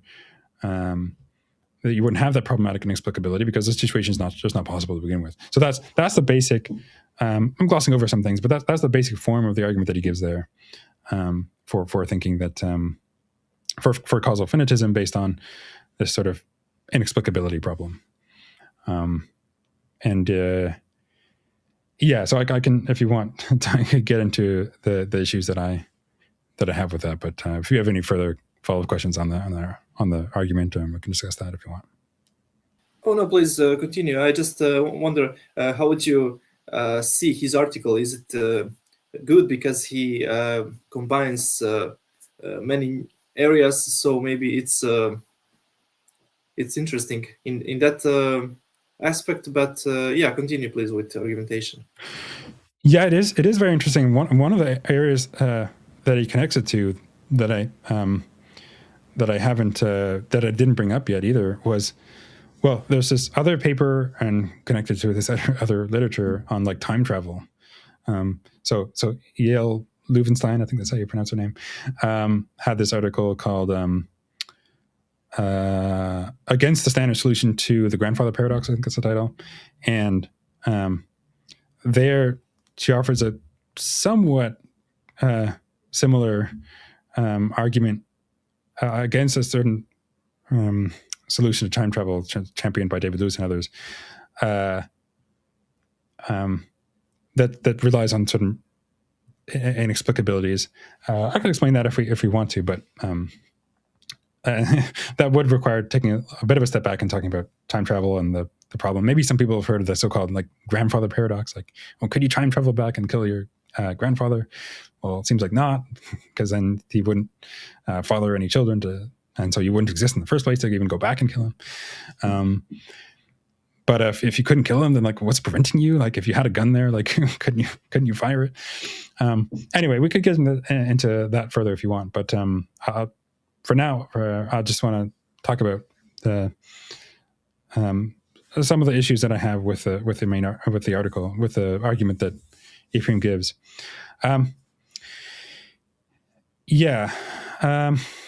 So his argument really has two key steps. Both of which I think are questionable, but the first one especially so. So the first idea is this: like, look, if causal finitism is false, right? If you could have an infinite causal series in this way, then although the original Grim Reaper scenario is impossible, right, because it's contradiction, the prefix scenario is possible, right, because there's no contradiction there, right? And then his argument sort of proceeds from that. But actually, this already, I don't agree with this. And really, it seems to me there's a sort of dilemma here. So consider the prefix scenario, right? Sure, it's true that they aren't strictly configured in an impossible way, right? Because it's not like you have the unbegun condition and the at if and only if nowhere before condition satisfied. It seems to me that it's required that they have problematic modal profile, as I would say. So let me explain what the issue is here. That is like, okay, although they're currently arranged in a way which is consistent, because it's the first one, we're supposing that they have that they are such that were they to be arranged in a way where the first Reaper were not there, then they would carry out the respective task. That is to say, if the first Reaper were not there, then the others would still carry out the task as described. But that modal feature, that modal profile of the Reapers, is not a possible modal profile, right? Because it's not possible that they carry out the task in that way without a first Reaper. And so even in the prefix case, if they have that modal profile, the situation is still impossible because we're supposing that they have an impossible modal profile, right? They have a modal feature, which is not possible for something to have. And that's still enough for the situation to be impossible. Okay, but then you might say, all right, so suppose they don't have that modal profile. What then, right? The problem, if we don't suppose that they have that modal profile, is that we're then not licensed to infer that if the first Reaper is set to a later time, then that they would carry out the Reaper task in the problematic way, right? Because you're only able to infer that if they have the respective modal profile, right, from which that would follow. So you need that them having that modal profile in order to infer that they would carry out the task if the first Reaper were not there or set to a later time. But they can't have that modal profile because, well, it's just not a possible modal profile. So I think the right thing to say, before getting into even the rest of his argument and paper about explicability and so on, is that no, the prefix scenario is also impossible because it requires an impossible modal profile. And if it doesn't require the impossible modal profile, then you can't infer the impossibility anyway. You can't infer that the grim reaper scenario would obtain if the first reaper were not there or set through a later time. And so there'd be no problematic inexplicability because, well, you could set the dial to a later time, right? Because we're not, it just doesn't follow that they would, if it's set to a later time, that they would satisfy the grim reaper scenario because they don't have the given modal profile in the original one. So that's in short, what I want to say about the first step, right? It seems that's the dilemma there. Either we do suppose that they have that modal profile, in which case it's impossible in both cases. The prefix scenario is also impossible, even if causal finitism is false. Or we don't suppose it, in which case we're not licensed to infer the impossible scenario that would lead to the inexplicability, even if causal finitism is false. And in either way, the argument doesn't succeed. I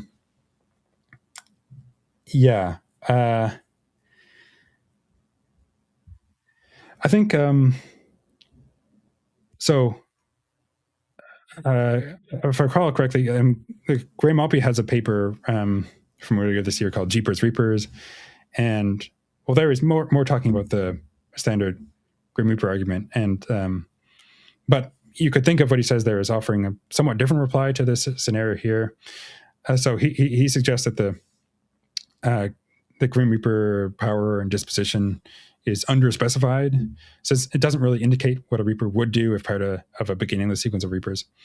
And then you could say something similar about the given prefix case that Dagher discusses. I would frame it a bit differently. So I think we can infer that if there were an infinite, a beginningless sequence of Reapers, like infinitely many of them, and maybe like all of them, would not be satisfying that Reaper disposition, right? Because this is not possible that an infinite sequence be doing that. And so what they would be doing is not specified by the characterization of their powers and dispositions, right? So in that sense, it's sort of underspecified. But I think the issue here is not that their power and disposition is underspecified per se, but it's more that it's specified in such a way that in certain circumstances is just not realizable. And so if they were in that circumstance, then they'd have to be doing something yet unspecified. Maybe that's a minor difference, but I think it's a difference from Oppie's suggestion. So, so that's the first step of his argument, and I think that's sort of explained my main issue with it, having to do with if causal finitism were false, then the prefix scenario would be possible, but the other one would not be. I think that's flawed.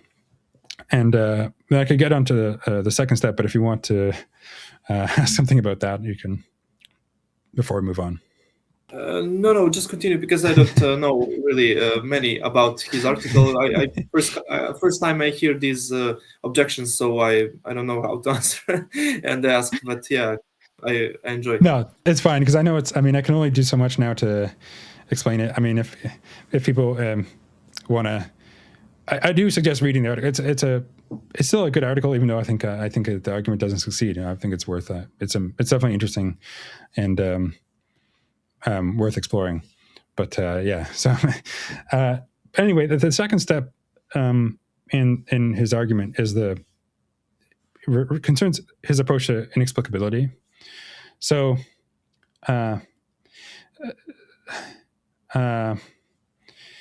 So basically, he says that, look, he considers a circumstance as some state of affairs, that you could characterize. And if it turns out that you can label a circumstance C, right? And if it turns out that in any circumstance C, like someone fails to do something, right? Then in order for that to be not inexplicable in some problematic way, there would have to be some, like, the circumstance would sort of have to supply or suggest some causal mechanism that would result in the failure in every case, in every circumstance C. So, like, I don't know. He gives an example where, like, I'm trying to stand up, but I'm glued to my chair. Okay. And maybe the glue is super strong. I could never escape it. Well, what explains my failure to get up? It's a glue, right? We have this sort of causal mechanism here that accounts for, that causally explains my failure to get up. But if there weren't any glue there, but it were still true that in that circumstance I couldn't get up, what would explain that, right? If there were nothing else sort of preventing me or stopping me, or whether it's my maybe something mental that I necessarily have, or maybe some external force or something. If there was nothing like that, it would seem like just inexplicable why in every circumstance like that, I don't get up. So that's a sort of scenario where he imagines there'd be a kind of problematic inexplicability. It would be just inexplicable. And he thinks that that's what's going on, that you would have that sort of inexplicability in the, remember the turning the dial case to set the time for the one more Reaper. It would just be, the person turns it, but they can't turn it past noon. But there's no sort of causal mechanism that would explain why they don't turn it past noon in every circumstance. It's like you might say, well, they just happen to not turn it past noon, or their fingers slip and it turns to a time before noon. Okay, maybe in certain circumstances you can have causal explanations, but there's no general causal mechanism that would explain all of the foilings, that would explain why they have to fail. And that's what Ibrahim roughly stated takes to be problematic about that sort of case. So that's the idea. So if you have a circumstance like this, you really need some sort of general foiling mechanism that would explain why they fail in every circumstance like that. There's kind of two issues here. One issue is with that analysis itself, and the second issue is with how he applies that to the time travel case. So just for that situation, I mean, I don't know. I guess I want to allow that a failure in some certain circumstance is like necessarily uncaused, even if non-causally explained, or even just necessarily unexplained altogether. There's something at least obviously incoherent about that to me, but maybe I'm less opposed to there being just occurrences that have no further explanation. But it's obviously something that could be further discussed. I'm not supposing that his analysis is necessarily wrong, but I just wouldn't want to rule it out, at least without good argument. And maybe that could be given. I'm not sure that he gives it in that article, but that's a concern I would have, at least for that analysis of explicability there. And then the second thing, and this is sort of not central to his argument, because he doesn't have to say this, but I think he sort of misapplies it to the time travel case. I could explain that, but it would take some time. Let me know if you want me to get into that, but it would take some time. It would take us a little bit off topic, but that's maybe for another, because we are running out of time. I want you to explain, I think, 3 paradoxes before we close, and a few quick questions. So can we continue, or do you have anything to conclude on this? Or so just to conclude on that, though, regardless of what he says about the time travel case is not so important, although I do think that's interesting, both how his analysis applies to that and how the Leuvenstein argument applies to that. I think it's the short answer to that is that I think the standard solution sort of survives. I think both of the arguments against it are unsuccessful, but either way, that's not essential to Ibrahim's argument, which my main issue, apart from thinking that his analysis of inexplicability is a little bit undermotivated, is that, I think the first issue that I brought up is rather decisive. The situation, either as the previous scenario, either requires an impossible modal profile, in which case it's impossible. You can't have a scenario that has an impossible modal profile. Arguably, maybe someone thinks you could have an impossible modal profile, but or it doesn't require, but then you can't infer the impossibility in the non-prefixed case, in which case there's no problem with turning the dial past noon, in which case there's no problematic inexplicability. So that's how I would sum up that my issue with that argument. But it's definitely worth exploring, and it's a good paper, even though I think it doesn't succeed. Okay, very nice. So let's go with paradoxes. Then I will ask you one question from Bruce. So first, explain, please, Methuselah Diary and the finitude of the past. Yeah. So Methuselah's Diary and the finitude of the past was an article by Ben Waters published in 2013, and okay, I'm not going to get into all the precise details, but I'll get the basic idea is that, look, imagine that there's this Methuselah character. Methuselah, sorry, is a character from the Bible, that is notable because he lived a very long time. I think it's like 969 years or something. But that's sort of why the name is used here, because we imagine that Methuselah in this scenario has existed for all of time, right? For every day in the past, however long the past goes, Methuselah's been alive on that day, right? So if it's been 1,000,000 days, that's how long Methuselah's lived. If there's been infinitely many days, that's how long Methuselah's lived. Okay. And also we suppose that Methuselah's keeping a diary of his activities. So he records the past days of his life in this diary. But he's sort of a slow writer, so he only records a half of a day per day. So each day he records maybe the first half of some day in the past, and then the next day he records the second half of that day, right? So it takes him 2 days to write about one of the days in his past, 4 days to write about two, and so on. Okay, and there's a couple more details, but it's not so important. We suppose that today he's writing about some day, right, in his past, whether it's the first half or the second half, right? But if it's some day in his past, regardless whether it's the whole history is finite or infinite,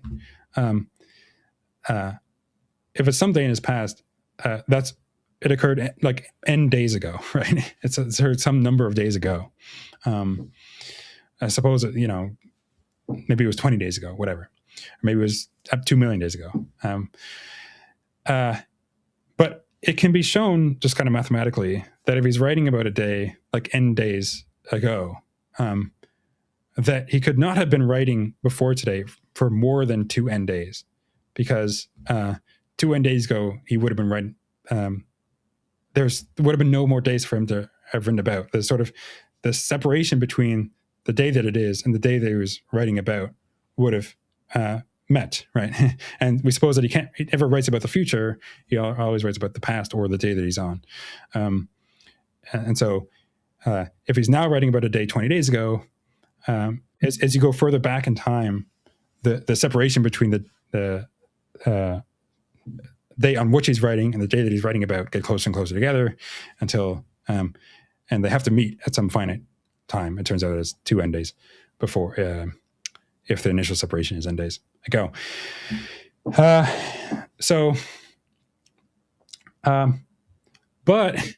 it turns out that this setup, right, is not possible if there's a infinite number of days, because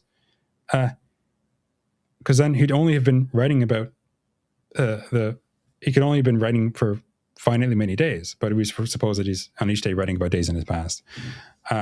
So the given setup actually requires that there's a finite history. That we have a mapping from days in the past to days in the past that is only satisfied or only satisfiable if that past is finite. There's only finitely many days.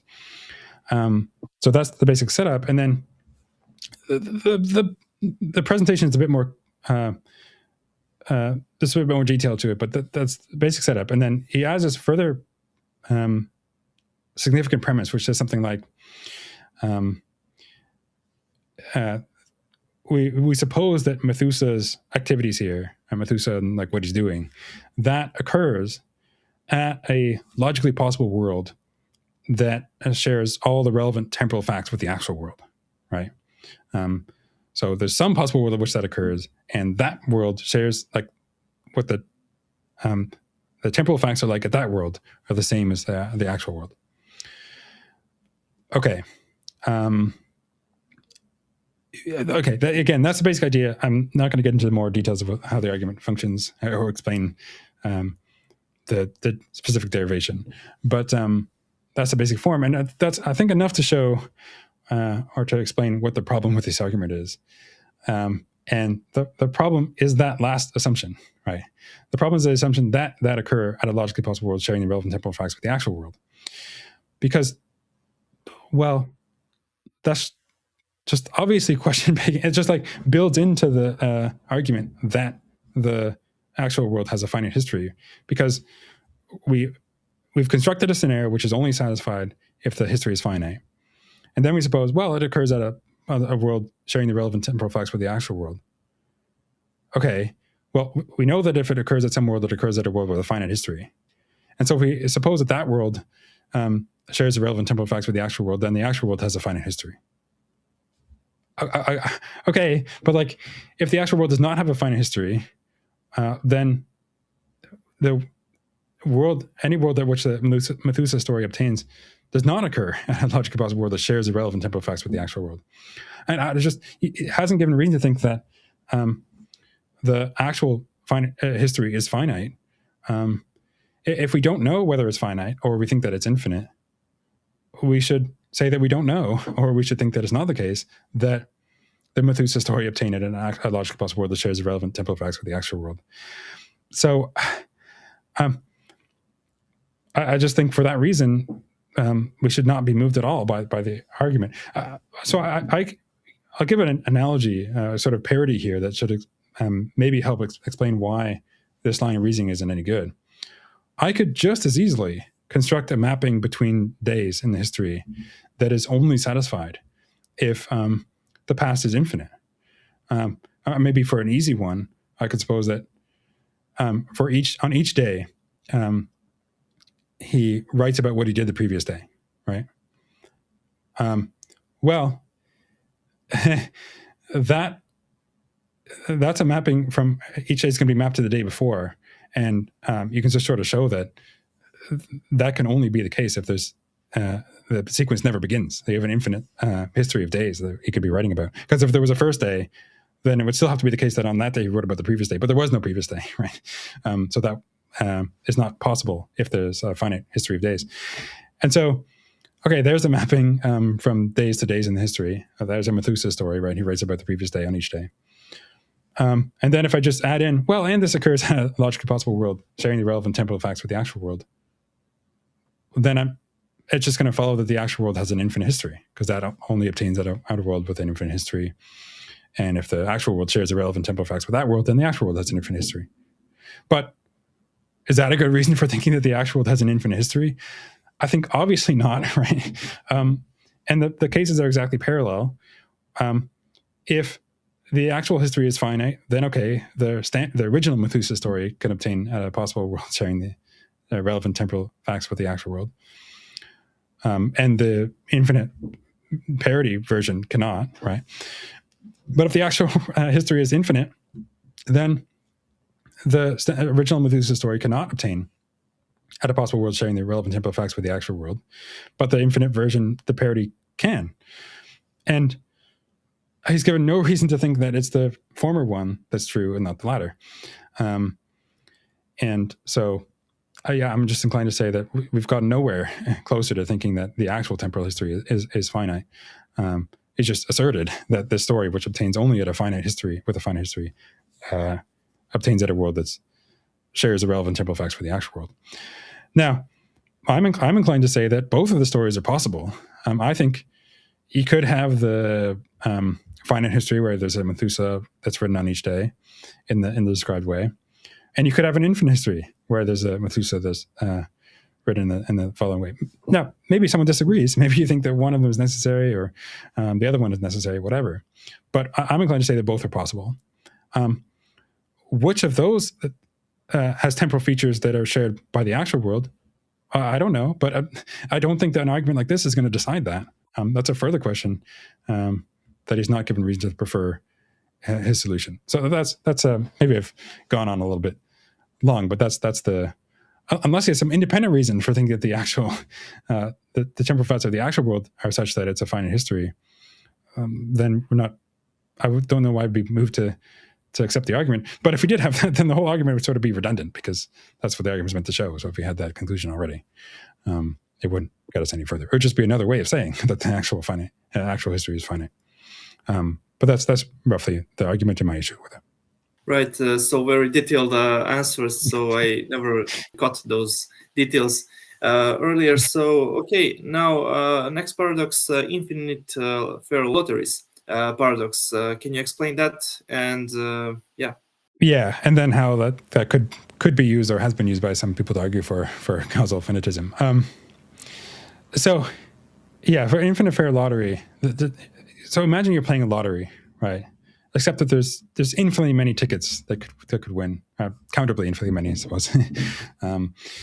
And we also suppose that which ticket is a winner is completely random. Each of them has a sort of fair chance of winning. So that's how you get it's infinite and it's fair. It's a lottery. Right. I mean, you could suppose that we numbered the tickets 1, 2, 3, 4, and so on for each natural number. That you might think, okay, so what's the big deal? This seems like not so interesting. You should, instead of 100 tickets or some finite number of tickets, you have infinitely many. Each of them has the same chance of winning. But there's some oddities, to say the least, of infinite fair lotteries. So first of all, it seems to be that, well, what are the odds of any particular ticket winning? Right. So suppose you had ticket 5, right? What are the odds that ticket 5 is going to be the winning ticket? Remember, only one ticket wins, and it's like fair. Well, if you have infinitely many of them, I mean, it can't be anything more than 0, right? Because if it was some positive value, like more than 0, then if each ticket has the same chance of winning, then you could sum their individual chances to get the, well, the probabilities would sum to much more than 100% and much more to 1. It would be infinite.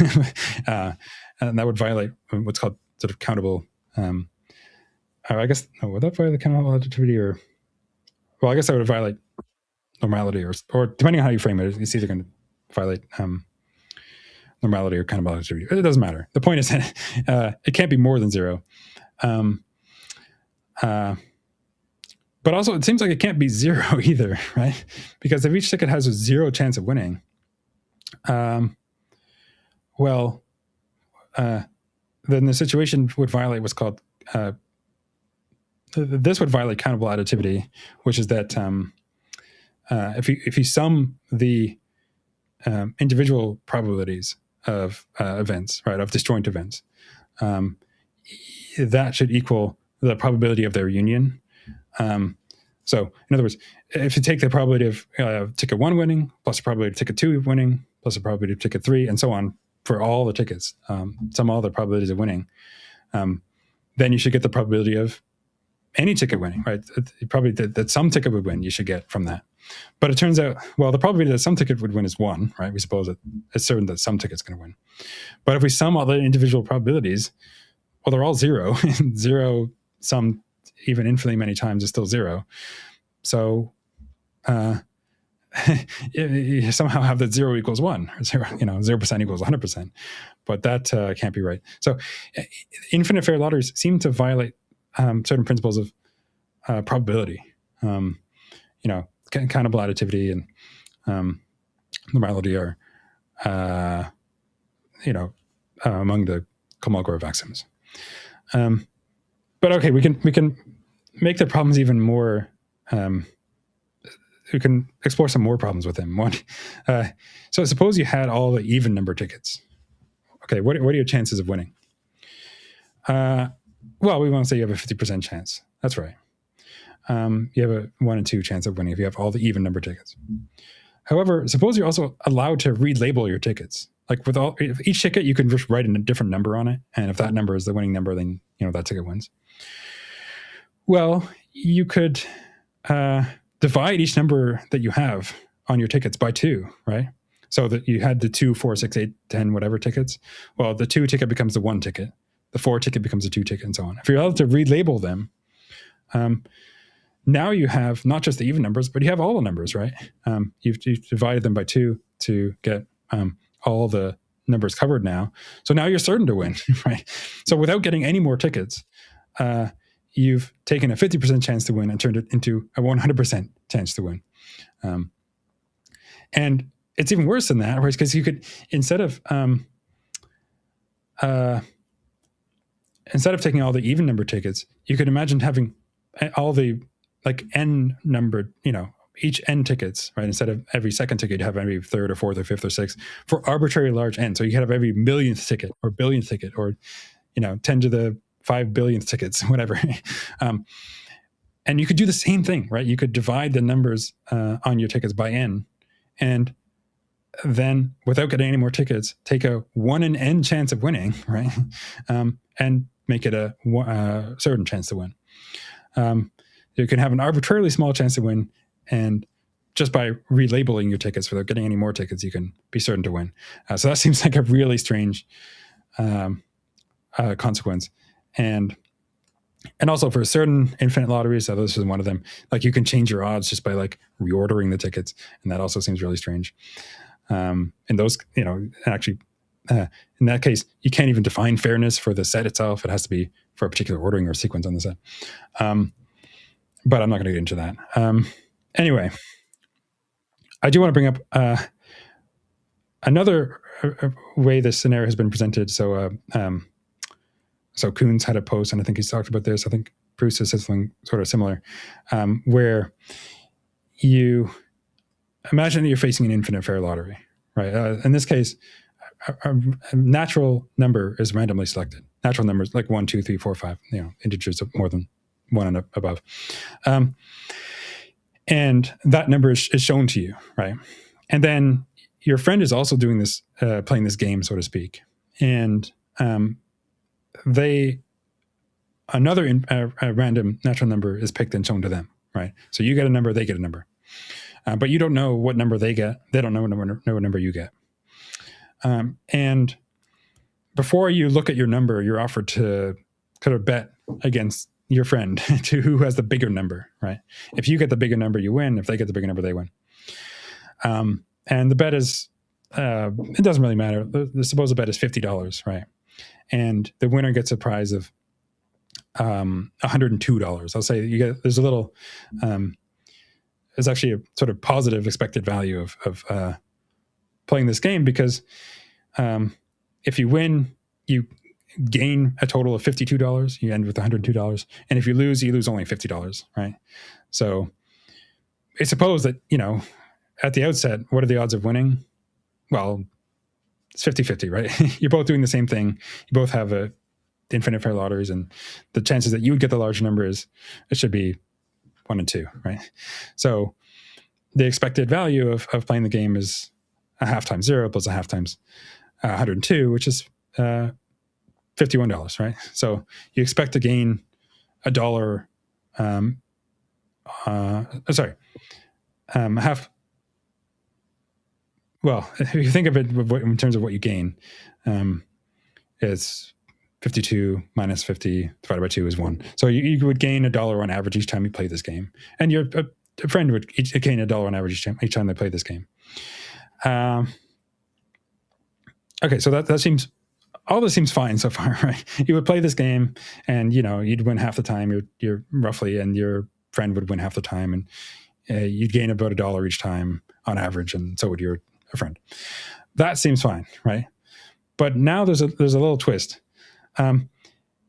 You're given the opportunity after you see your number to swap numbers with your friends for another $50. You can pay another $50 just to swap numbers.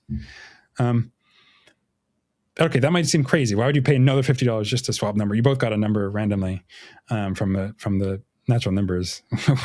Why would you pay another $50 just to get their number than yours? But there's actually a good argument, or a seemingly good argument for it, because suppose you've seen your number, right?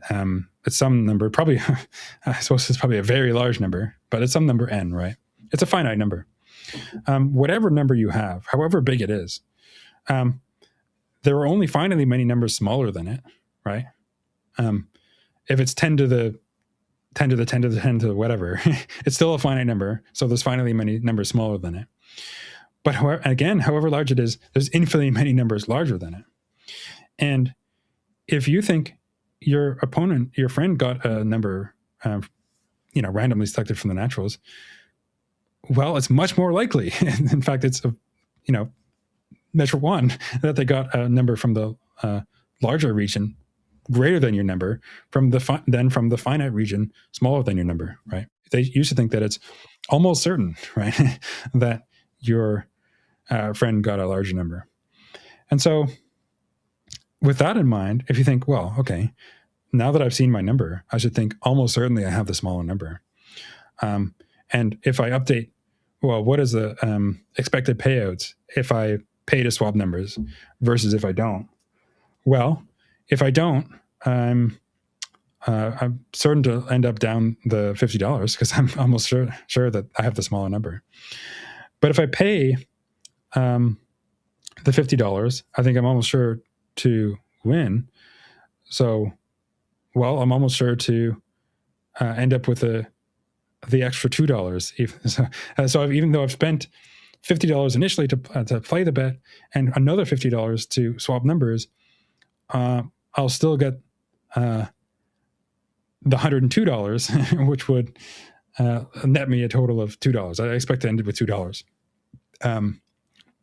And since ending with $2 is better than ending with just down the $50, I should spend the actually $50 is which, right? So that's the basic argument for thinking that you should pay in that situation. Now, there's a few more things that go on here. One seems to be that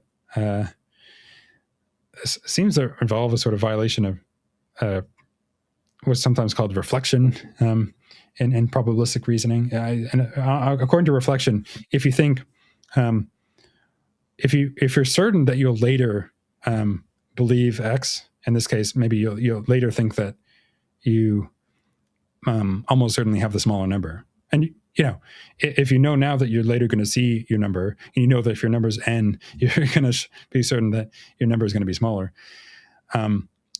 If you're certain now that you'll later believe X, well, then you should believe X now, right? Leaving aside cases where X, is centered or indexed, there's certain complications there, but this is not one of those cases. So if in other words, if I later believe I'll have the smaller number, I should believe that I have the smaller number now, right? Even before I've looked at my number. But that seems obviously wrong. You shouldn't think before you've looked at the outcome of the infinite fair lottery, like what number was you get. You shouldn't think that you have the smaller number, almost certainly. Because there's just two processes here that are generating the different numbers, and it seems like 50-50 which one would be larger. You shouldn't think it's certain that you're going to get the smaller one. But it still seems right that you'll later think that your chance is zero.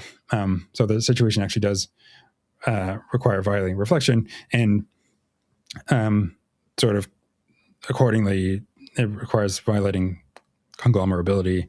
But I'm not gonna get into that anyway. The point is, something must have gone wrong here, right? If it seems like the reasoning given so far for paying to switch seems right. You expect to gain $2 if you pay to switch, and you expect to lose $50 if you don't. But if you were someone watching this game, right? Suppose you're not the person playing. You said we're watching two people face off against each other. Who gets a bigger number?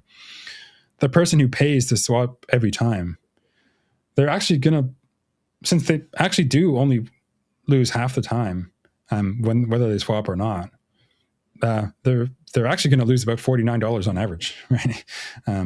If they pay to switch each time, whereas they would have gained $1 on average if they never paid. So for the person in this situation, this seems to indicate that you should not pay, right?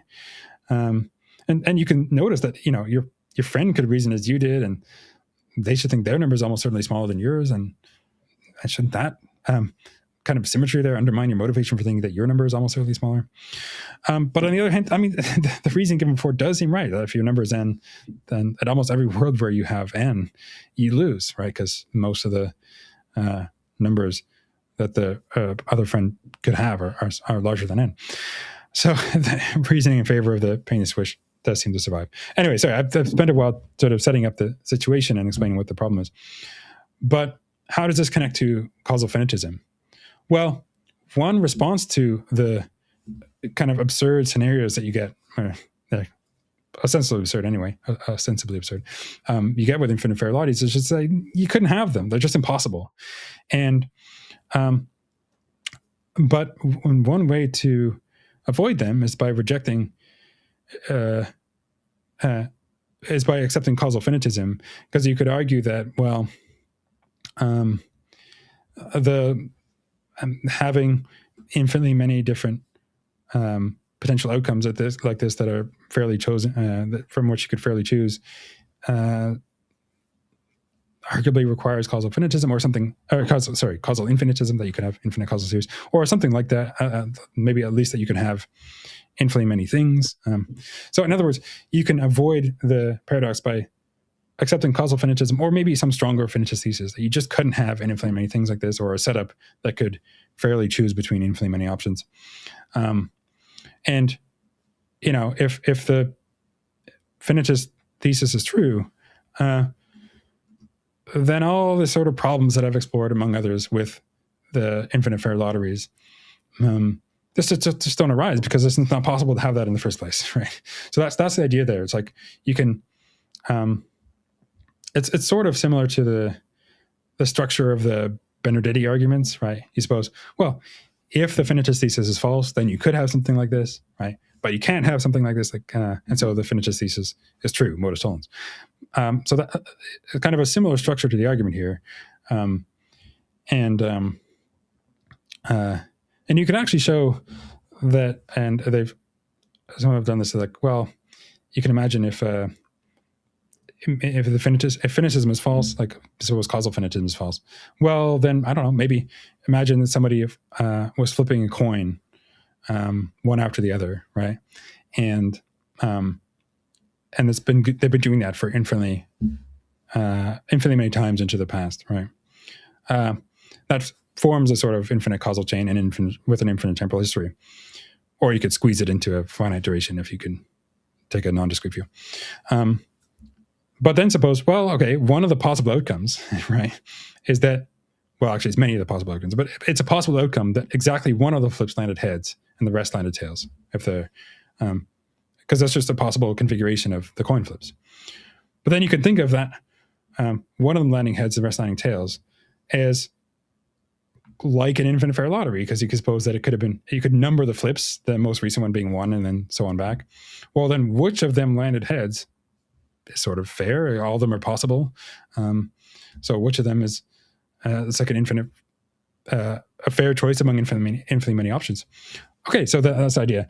You can get an infinite fair lottery if causal finitism is false or temporal finitism is false. And so that's maybe a stronger reason than in the Benardete case for thinking that this situation would be possible if finitism is false. Maybe someone could push back on that. I know, for example, Oppie would push back on that in certain ways with his appeal to his views about modality, but maybe you think it's impossible for some other reason that's not to do with finitism. But at the very least, I'm inclined to say, yeah, that seems like an okay argument that you could have, if finitism were false, and you could have like infinite many coin flips like that, which at least appear to satisfy the conditions for an infinite fair lottery. And so if the infinite fair lottery, if the causal finitism is possible, then something like an infinite fair lottery should be possible. And so the question turns on, are they actually impossible? Because if they are impossible, then you actually, that would be a pretty good argument, at least to me, for thinking that finitism is true. Well, okay. The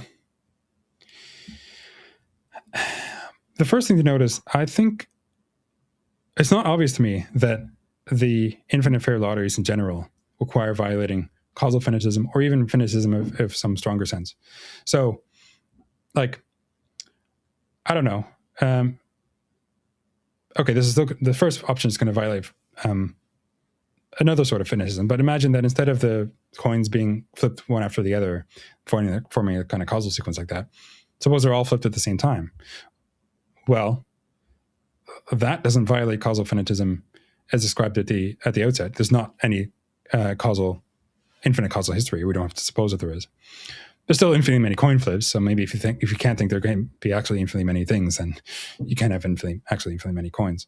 But still, that doesn't violate causal finitism as given. Or just imagine there's some like a magical machine that somehow outputs a random natural number.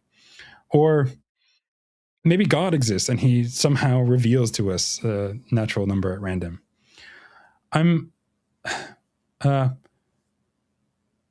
Now, you could think that some of these, or maybe all of them, violate some sort of finitist thesis, whether it be causal finitism or something else to which a finitism might be committed. But to me, it just seems much too strong to say that all of these options are impossible.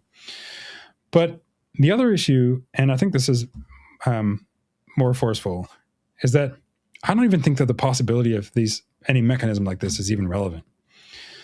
And why is that? Well, if I at least believe that I'm facing an infinite fair lottery, it still makes sense to ask what my rational credences would be and what like rational courses of action I should be committed to, even if it turns out that I'm mistaken, right? I'm actually not facing any such lottery, maybe because I'm just mistaken or because it's impossible and I couldn't have been in the first place. But if the concerns for rationality and like betting and so on arise, so long as I take myself to be facing that scenario, it doesn't really matter whether the scenario itself is possible. Even if the scenario is impossible, we still have this kind of paradoxes of rationality, if you want to call it that arise.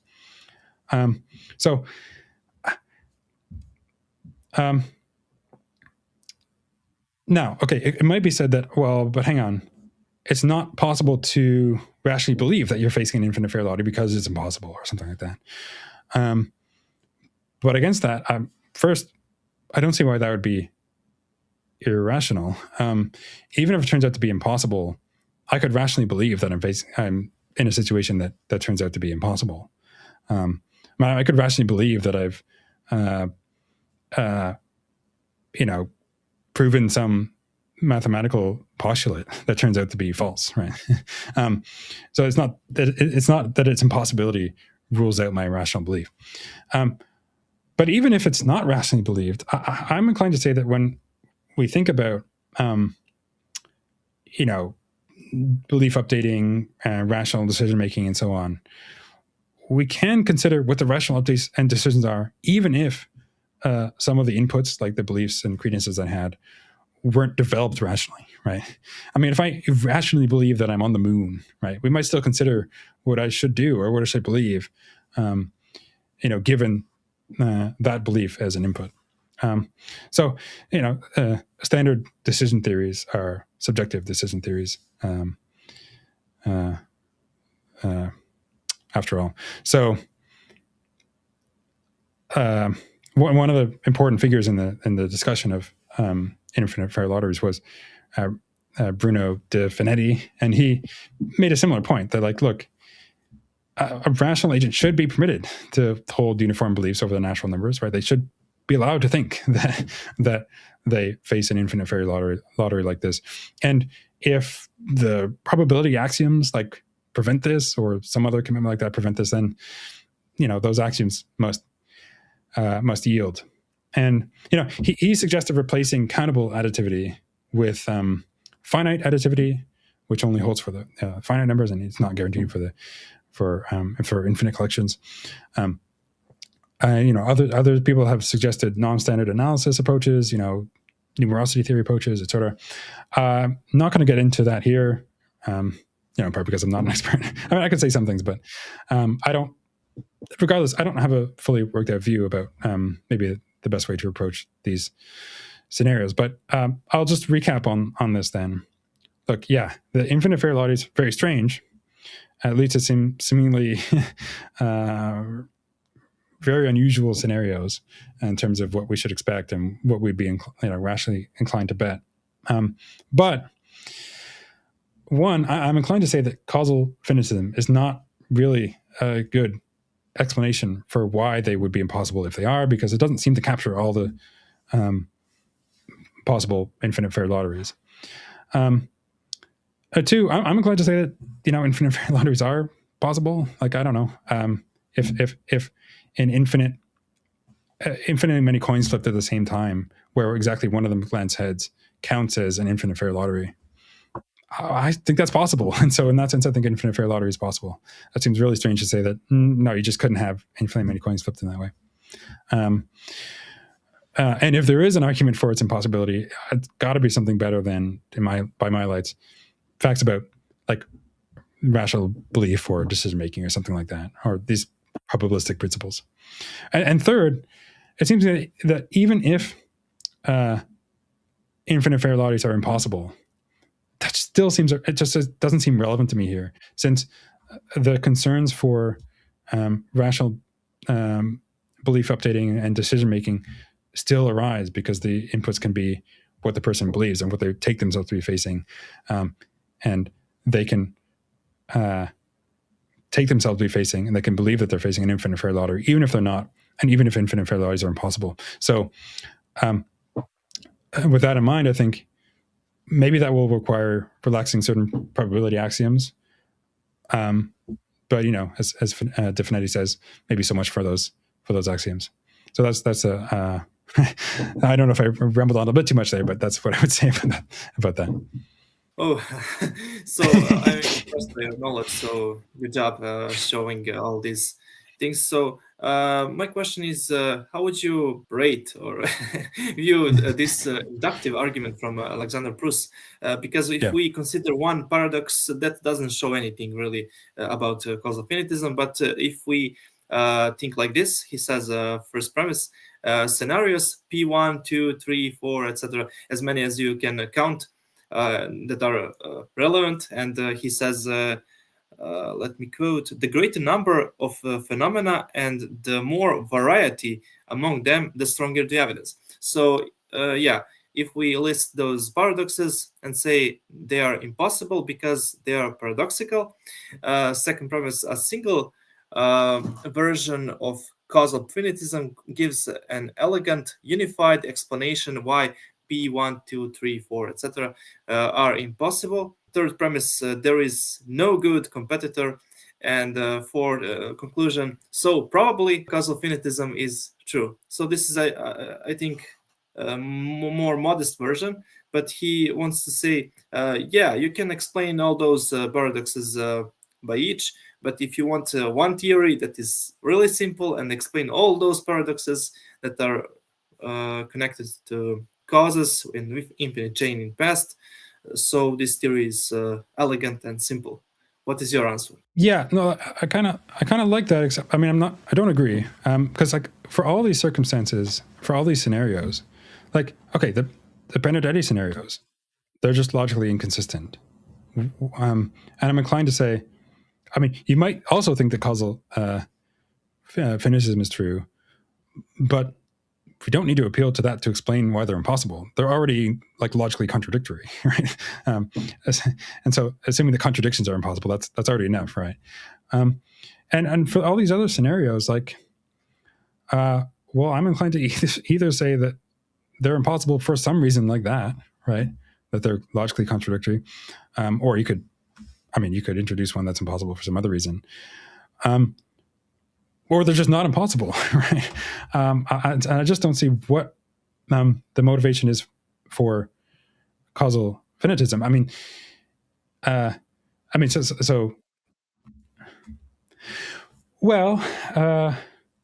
But what's left though, right? Because I'm not sure that the other the approaches that don't involve causal finitism are violating.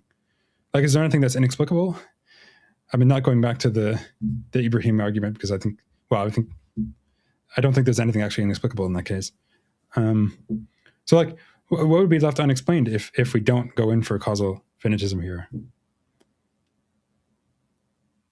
Yeah, because I don't know. It seems to me that we could say, hey, all these situations that are logically contradictory are impossible, because like logic is already a constraint on possibility, right? We don't need to appeal to something more to explain their like maybe there are other impossible elements, right? Maybe it involving an infinite causal chain is in this way is impossible, but I mean you need something more to motivate that. Just accounting for the impossibility of those scenarios, but you don't need that. It's already impossible because it's contradictory. So that's sort of what I've said there is just an expression what's sometimes called maybe a generalized form of the unsatisfiable pair diagnosis.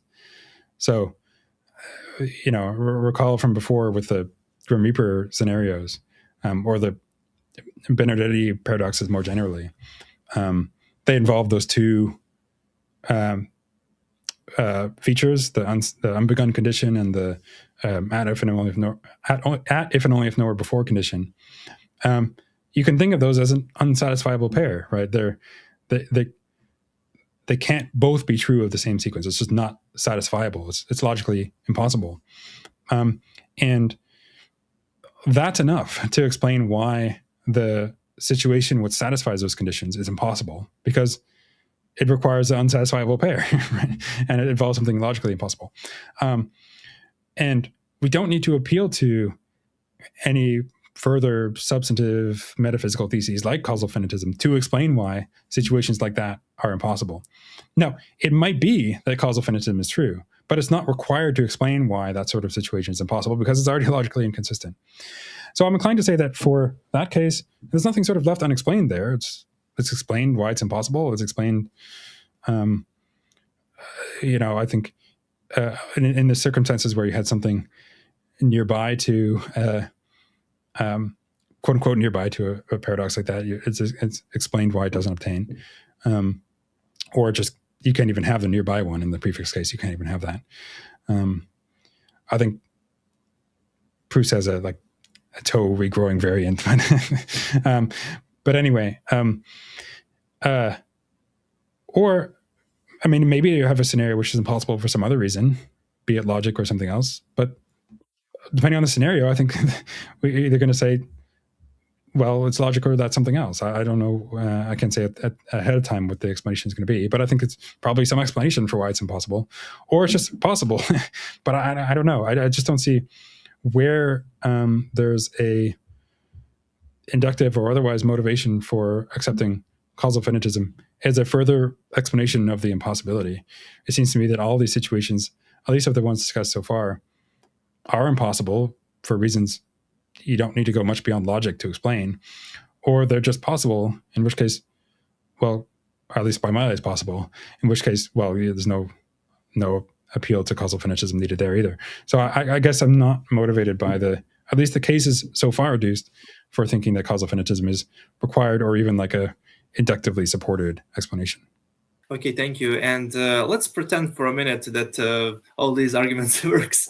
And yeah, so we have something causes something, and we don't have an infinite chain of causes backwards, and we don't have a circle of causes. So let's pretend that there is uncaused cause. Maybe not just one, maybe more than one, but there is some. So do you have any opinion on that? What should it looks like? Should it have some attributes? Is it special in some way, like eternal, beginningless, or necessary, or anything supernatural? So do you have any opinion if there is an uncaused cause of yeah, no, I mean, no, that's a good question. I mean, supposing that there's a or some number or even infinitely many things that are causes that don't have causes themselves. I mean, I don't know. Maybe that sort of thing occurs all the time. Like, I mean, some people think that on some level, like free choices involve sort of uncaused causes. Like you spark novel causal chains. There may be a cause of there being that causal chain, but that causal chain itself, there's no causal entity as part of that chain.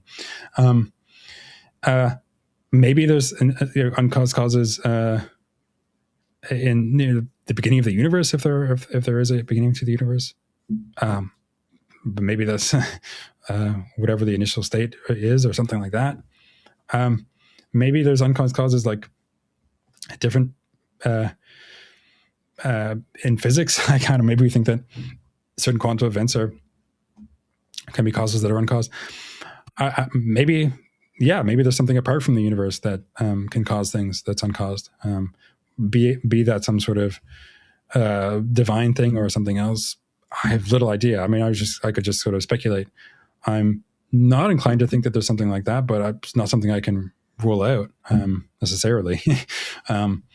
But I don't know. I mean, I guess it's just the thesis that there's at least one uncaused cause. I think that leaves us we have little idea just from that fact what that cause or causes are like, what attributes they'd have, and what sort of things they'd cause. I do want to note that, just as a minor thing, when we talk about there being no circles or regresses for causal chains, it might also be that, and maybe this is an unpopular position, that whether something counts as being caused or counts as a cause could be sort of ambiguous, vague, or even indeterminate. So there could be, it could be that causal networks aren't so determinate as we often suppose them to be. Like, it should be a determinate fact whether two things are related causally or not. And I want to say that, well, actually, the way we use terms like cause are a little bit less clear than that. And it might be somewhat ambiguous and maybe even indeterminate whether two things count as being causally related, or the strength of the causal relationship might be weaker than fully determinate. But regardless, supposing that it's all determinate, that's and there is a first cause or causes. Yeah, I don't have. I think a lot of options remain open. I'm not inclined to posit things like, even if I were to think that, I don't think I'd be inclined to posit things like gods or something like that. But yeah, I can't necessarily rule it out. And who knows? So I don't know. Oh, by the way, yeah, you one of the things you mentioned was with respect to it being like necessary or not. Without getting into a discussion about modality too much, I'm definitely inclined to not posit any necessary beings. So even if I thought there were uncaused causes, I would be, given my other commitments about modality, inclined to not think that they're necessary. But that would be take more time to unpack and explain. Yeah, really honest. Thank you. And yes, some philosophers deny that premise that there is a cause, even because, that's the reason why Josh Rasmussen wants to say, yeah, we can change definition. We can say there is a previous state, for example. Does that solve the problem? Yeah, I mean, I don't know. You could think that there's maybe there's a uncaused cause, but there's like stuff going on before that that's not causal or not contributing to that cause anyway. Like, I don't know, maybe, is it coherent to suppose that like matter is evolving in some law-like way, but not actually causing anything? Particles just floating around. Maybe that wouldn't count as anything causal, or at least not contributing causally to your clapping or whatever. I guess that's an option, but I don't know if I can say much more about that.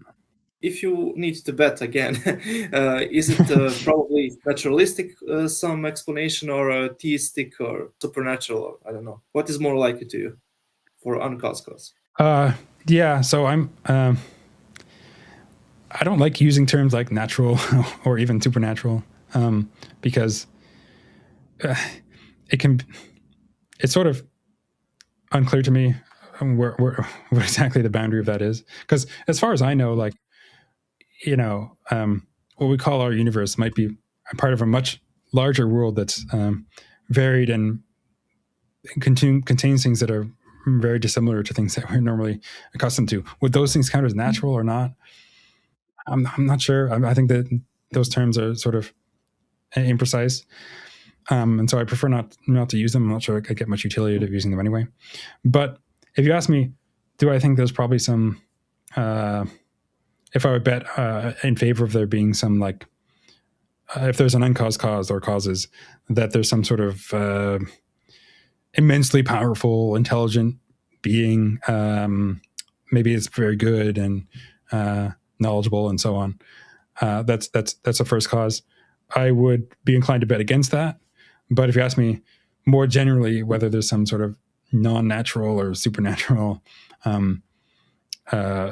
uncaused first cause, supposing that there's, uncaused cause anyway, supposing that there are uncaused causes, I'm gonna want to stop and think about what non-natural or supernatural is there a little bit more carefully.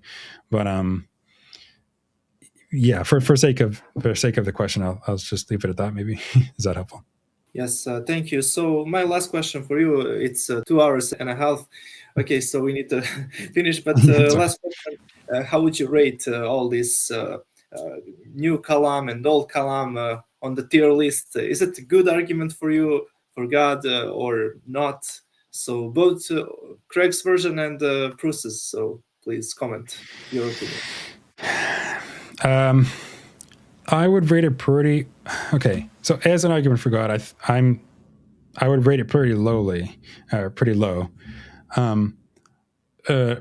mainly for two reasons. One, I mean, I don't think the arguments for some of this causal finitism stuff or temporal finitism are very good. Some of which I've explored here, and I mean, okay, Craig's Kalam doesn't, strictly speaking, require temporal or causal finitism. It just requires that everything that begins to exist in his sense has a cause, and the universe began to exist. Or if the universe began to exist, then it has a cause on that version. Which could be true even if causal or temporal finitism is false. But the versions that require temporal or causal finitism, I think the arguments for that are pretty poor. And then even with that, getting from that to, okay, every causal chain has some first member, right? That therefore probably God exists or something like that. I think the sort of second stage of those arguments is pretty poor. And that's still also in the original Kalam, because even if you get that the universe has a cause, Craig offers secondary arguments for thinking that cause is probably divine. He says, well, okay, if we're talking about the universe being all of space-time and matter and so on, then it looks like you have some immaterial. The cause would have to be immaterial if it's apart from that. It would have to be, at least initially, outside of time.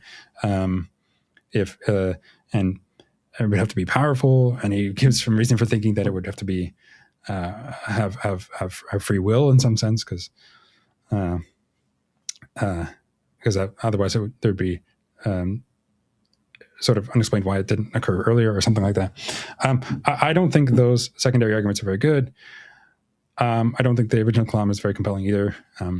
As far as I know, it's an open sort of question of cosmology, even let alone of like logic or philosophy, or these kind of a priori considerations that the universe has a infinite history. Even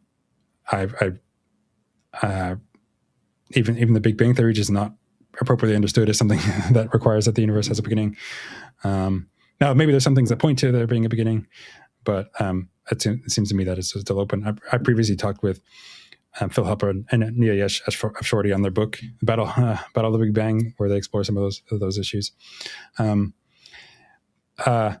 as far as I can tell, as a non-expert in the field of cosmology and origins, that it's an open question that there's infinite history, and the causal principle I don't find very plausible either. If I found out that I wouldn't want to rule it out just at the outset that the universe itself exhausts all of causal reality. How would I suppose that just because it has some beginning, therefore it has to have some cause? That seems to me an open question that I don't take the inductive or otherwise conceptual or intuition-based arguments for that very seriously. And then, this secondary stage 2 arguments from a first cause to God, I don't think are very good. So for those reasons, that I'm not going to get into any more detail here, I would rate the these kind of cosmological arguments, especially ones that require, like those arguments for causal or temporal finitism, I would rate them pretty low. But that's, but I'd still find them worth exploring. And maybe there's stuff that I've missed or better ways that they could be put that I haven't explored. But yeah, that's my assessment. Very good. So we have S tier as the best, A, B, C, D, and F tier. So can you place both arguments? I don't. I'd put them pretty low. Like, I don't know, maybe C or D. I don't know. I don't know. But wait, Alex O'Connor would place Kalam pretty high. It's actually a better argument than fine-tuning to him. So I don't know. Yeah, I actually think fine-tuning is much better, although I don't think... I have my issues with that, which would take some time to explain. But no, I think fine-tuning and other things like that. I mean, I even think things like, historical arguments or miracle-based arguments or personal experience. I actually think those are, at least personally, I find those things probably a bit higher. And then fine-tuning and some of the other kind of classical arguments, maybe like something like Aquinas' second way or first way. Which one's which? I forget. What I would find more plausible than some of these Kalam or otherwise that sort of cosmological argument. But yeah, I don't know.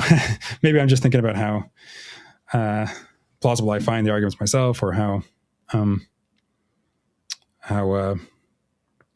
likely I think they are to convince people. I don't know. Maybe more people would be convinced by a Kalam style argument because it's sort of easier to grasp than something like fine tuning. But I would still rate fine tuning and some of these other things higher personally. Okay, so any last word, any advice for people that are interested in these topics that you covered today? Do you have any advice for theists, especially when they study Kalam and other things? Yeah, I mean, I don't know. I mean, so if you're interested in some of these arguments for God based on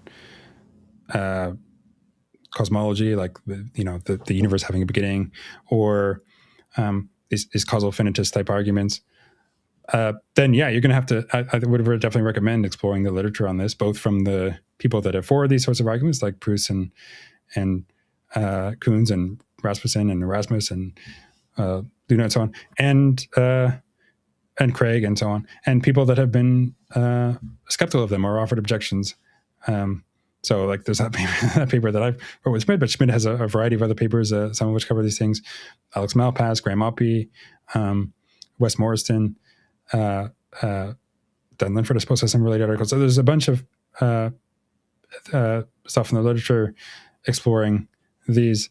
And so if you're interested in these sorts of arguments and these sorts of issues, then that's where I would go. I mean, hopefully this interview offers some of a starting point, at least from the more critical side. But maybe you can look more at people who are more optimistic about those sorts of arguments as well.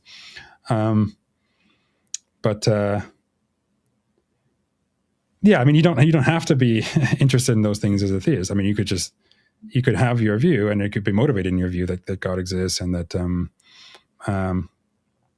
maybe he caused the starting of the universe at some point, finite time ago. I mean, you could also be a theist and think that he created an infinite universe. I mean, with an infinite history. I think that was a option that even like Aquinas was open to.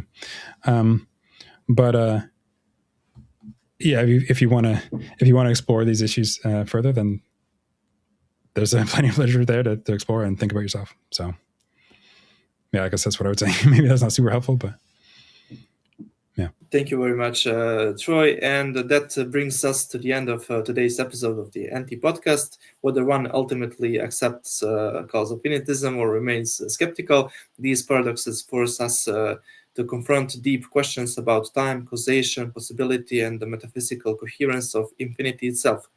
So, Troy, thank you for sharing your insight and joining us for this intellectually rich conversation.